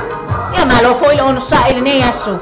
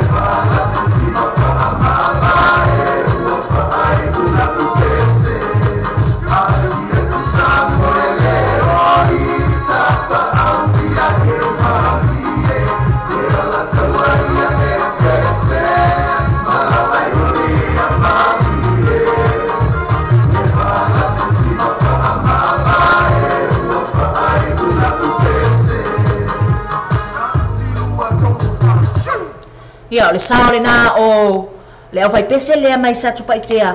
Ia mana tua foi e pele lava i tangata nuu lava ia o le afio anga ia la tau lava whatunga, ia po vivi inga fo i ua, ma whai ona vivi nai, e alo ma whanau rena fio anga sio la tau lava no, ai esele mana na iona i whatunga nei, whaafetai lava le mafuta mai, i le tātou leiti o tala ave, ina ua ono minute ua te ai nei le awhao le July tasi.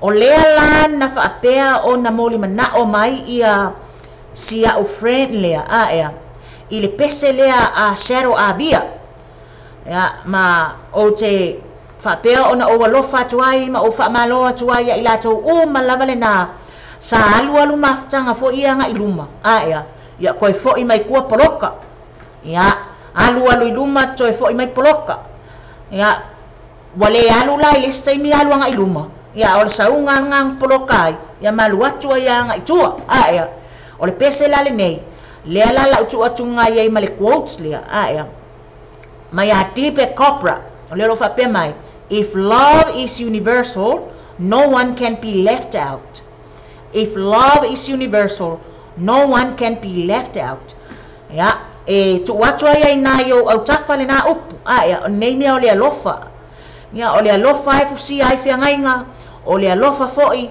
e mafai ona fa umi ai se mea ya fa umi ai se maftanga ia e fa umi ai foi ona e alofa wa le lo apole ale upu e mafai ona toi fa matalai nai le nei upu matango fi o le alofa lava ia fai pea ia ele ti ofo ia fa mali tamaloa ia o lo tusi e tono le tusi e fa mangalo ia e mafai ona fa fitu nga fulu ni fitu ia tu sale na o le alofa fai pea alofa ile pe fo yo le alofa fo ile fai tato lisi time ia alofa feau ia ona ua le mafai ona o tato wa fa mangalo atu ia pole mea o le mafai fo ia ona tato fa atinoina e se fai ngai fai pea ile nei mea o le alofa ia e mo o tou la ia le o motu sia fa fua se ia o tou maftanga o le pesele nei mo o tou ia mai ia shadow a via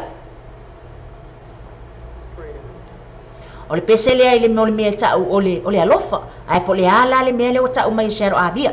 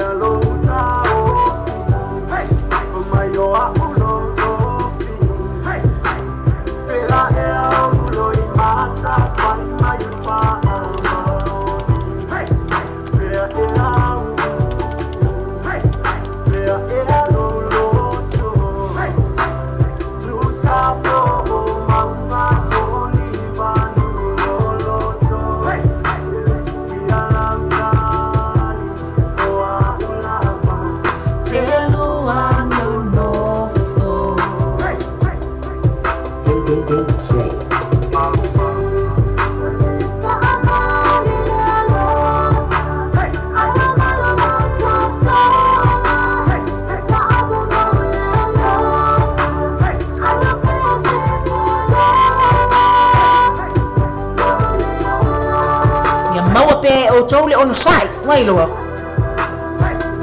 ia e vai o tou ia ta alo ia lo fo tangata ile mali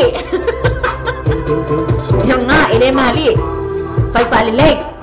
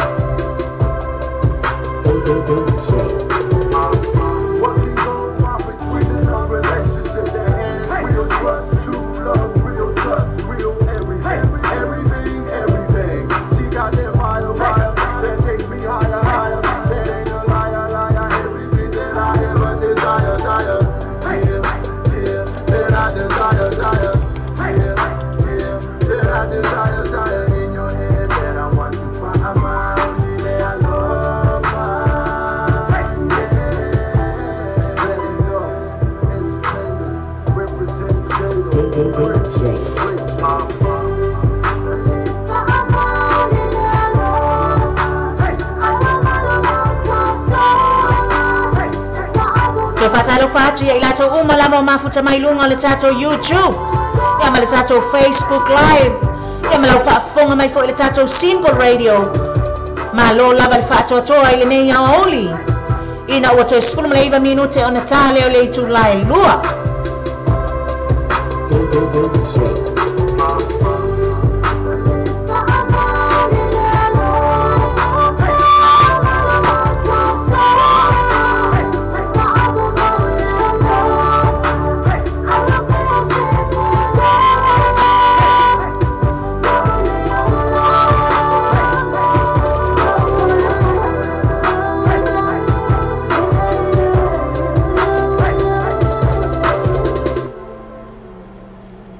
Le sao le nao shero avia ia mo oto umalava le nao lo mafatia ai mo me mafatanga ia ai toi oso foi le la o le fa mai le love king so ane iluma ata mai ke wo fa pela ko ye ko ke le mafia fo ia fo ngale se mea ai ia e toi oso foi tai ao le sila te ua o fa pea wa umanei le la le toi ye se la tai ao le ai e ai fo le la tai ao pa wale me popole ai te ua puaoa aia na le pauali na me pole ai o le puaoa a le la ia e oso la Love King ata mai It's like that king.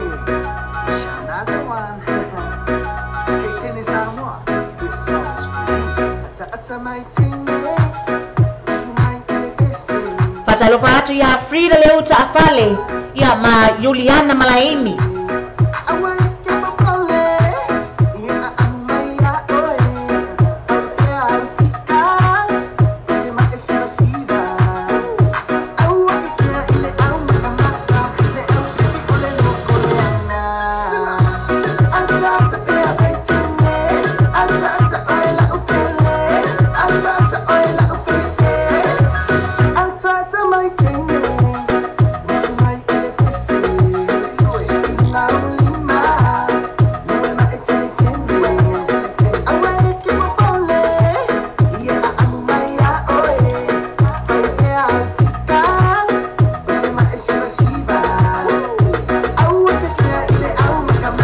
Talofa Juliana Malaimi o lo mafuta mai nai mele pone Australia.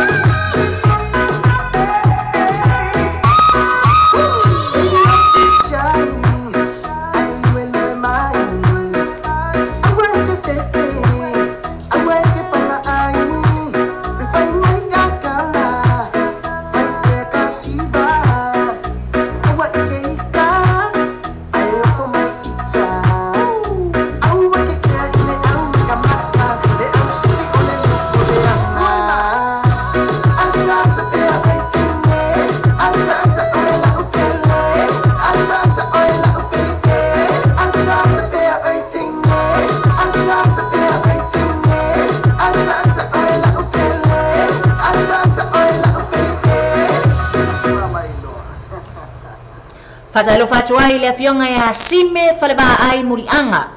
Ia olo fapea ona mafuta mai na i Minto, New South Wales. Fatalo fatu i LENEI tu la.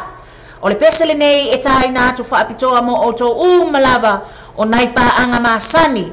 E masani ona mafuta mai ina i Amerika. Le fionga ya sungalu, Frida leuta afale, ya e se fo il fatu afatasi mai le sunga ya Februari ete mani ainga, ya mali loa loa.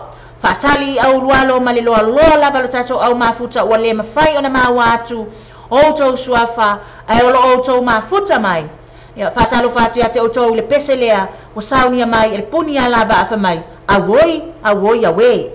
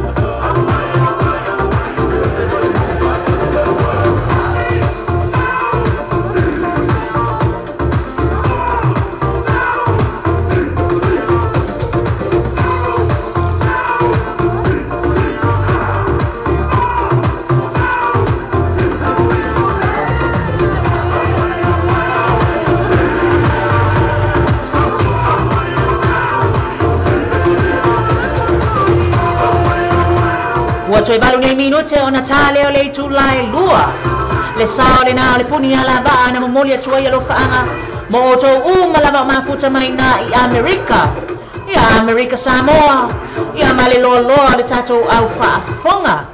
O le pese le nei o le atai na whaapitoa atu. Ia mo o tau malava o mafuta mai ina I Australia. O whea lava stete o Australia o e mafuta mai ai.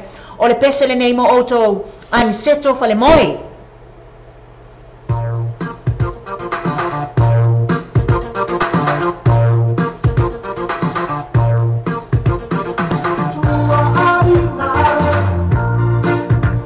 Patalo fato I fo I le tuangani a Jimmy J. Lassie Tofa. Patalo fato ya Tommy Mose fa amoi. Se meli ya ma ele pese le ontu ina tule o lau pese moli manao.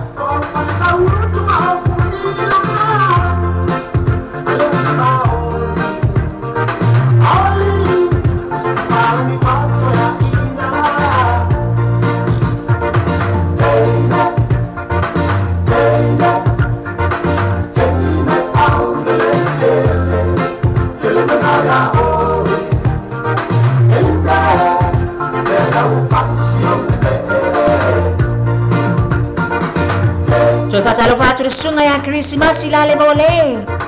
Fa fetai le mafta mai.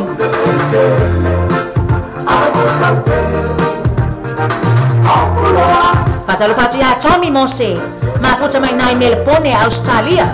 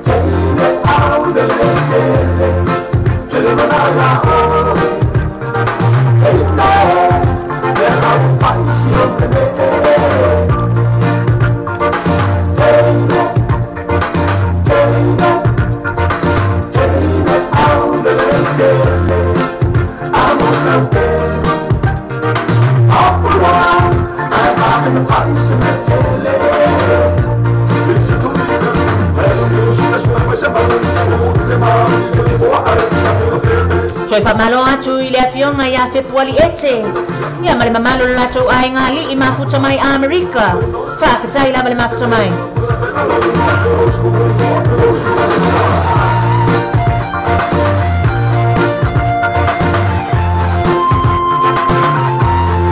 Fatalo fa atu I le sunga ia fo mai mal fatua ia te ati. Mafuta mai nai taka nini.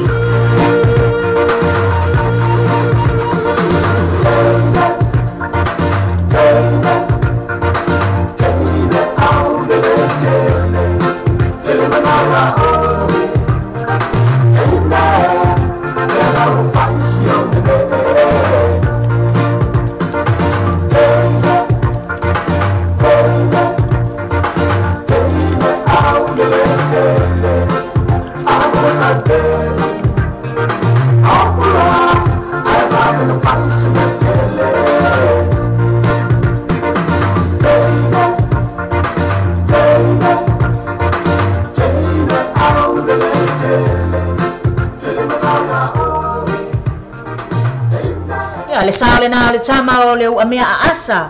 Ia na moli atu ai ia alofa anga mo outou malava o mafuta mai fea lava le stete o Australia o outou whaafonga mai ai.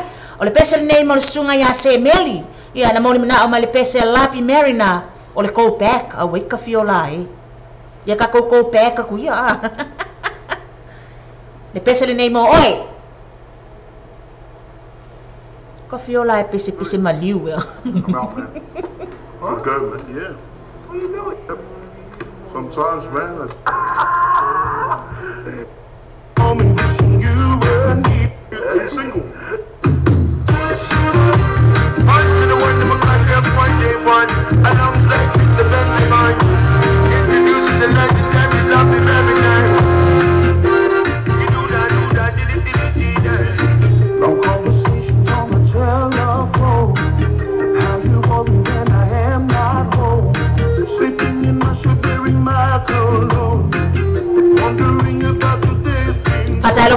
ya faifu. When you're not here, every moment wishing you were near. Can't wait to come up to my family. You and my babies, that is all I see. Reminiscing on the day we met. That's a feeling I just can't forget. We've come a long way to this place we're at. Sometimes I just wanna run. Can we go back to the way you used to love me? How you used to drive me crazy? Can we go back to the special moments in our memories when it was just you and me? Fatalo fatu le sunga ya tupuna spiliano. Ya malol soifua, malol ngalue. Always knew how to bring out the best in me. Without you in my life, I would be incomplete. Yes, you are my sunshine, my only one. I want you by my side till my setting sun. If you give me, I hope you don't mind. Sometimes I just wanna run. Can we go back to the way you used to love me? When you love me, you used to drive me crazy. Can we go back to the special moments in our memories when it was just you and me? L-I-G-Y-E, nothing more precious to me like you giving me time. Loving everything about you, baby, you're so fine. Proud to be the man that utters the words like yes, you're mine. Excuse me, but tonight, we go back in time.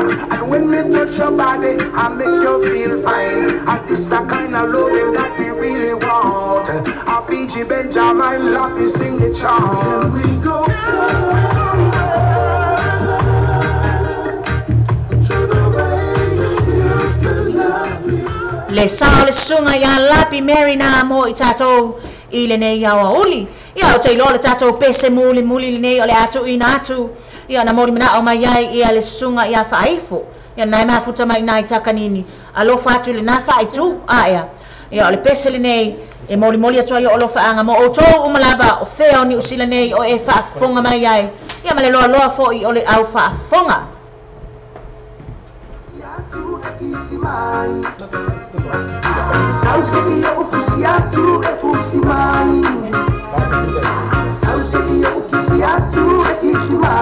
Charlie, you always love that king. It's another one. I want everyone to put their drinks up in the air. Cause tonight, ooh yeah, oil low life. I'm sitting here drinking. Yeah, she tell me for thinking. I'm taking shots all night. Yeah, it's my life. I'm sitting here drinking. Yeah, she tell me for thinking. I'm taking shots all night. Yeah, it's my life. Pule, pule, pule, pule, pule, pule. No life. Pule, pule, pule, pule, pule, pule. No life.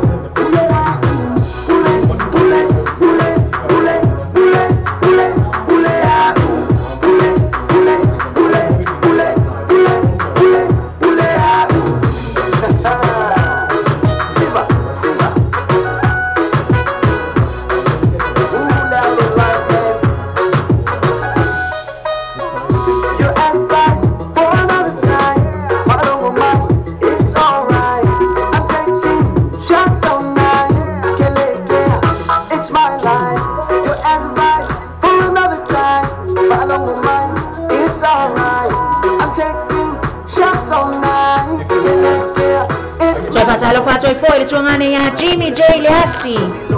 Fa fetai lava le mafuta mai. Alo fato ya yang ngale au ka follow kes.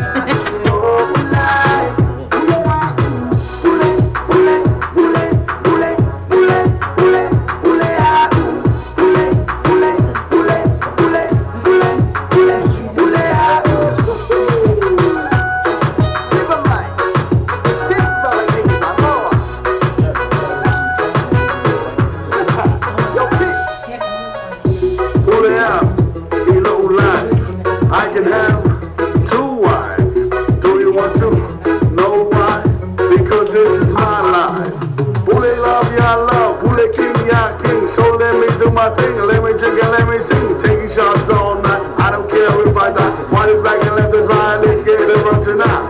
This party or not, this is our lives. E o le pese le nana taina whapito atu. Ia mo le mamalu o whafonga mai o whelama o New Zealand ei. O e mafuta mai ai. Io e pule a kako ia kako. Ai pangala malea wo o malitaini. Io le atu ua inai fo ili no foa. Io wana o le nau atu. Ia e iai fo inai nisi o fuanga e whaatulanga. Tato ua pule ili taimi aia. Samoa e whaamalulu atu pe a whai e iai se pati ua sala. Ma se a mio o le tau tamali i lau whaafonga. E matua atu i nao o le matua whaitama. E malu ai la o tau au auna. Ai tau ina ia manuia tele LENEI weekend. Whea lava o e whaafonga mai ai. O le au nanga LENEI le tatou le itio tala ave ma le TV tala lasi. Ia e moli atua nese o whaafiafianga so i whewhiloi. Moli atu i lou maota ma lou lawa. E tutono lou sa. Le whai ngā luenga. Le whaamalia ina ai lou mana. Ai whaafitai tele lava le mawhita mai. Se ia tatou toi wheiloa e se taimi o luma. O la o tau au auna LENEI o ai fua le ase sua. Se ia toi wheiloa i fo'i i se taimi o luma. Tatou whaamamaia i le pese o saunia mai. E le sunga ia to ala e teru. Tō whaia soifua.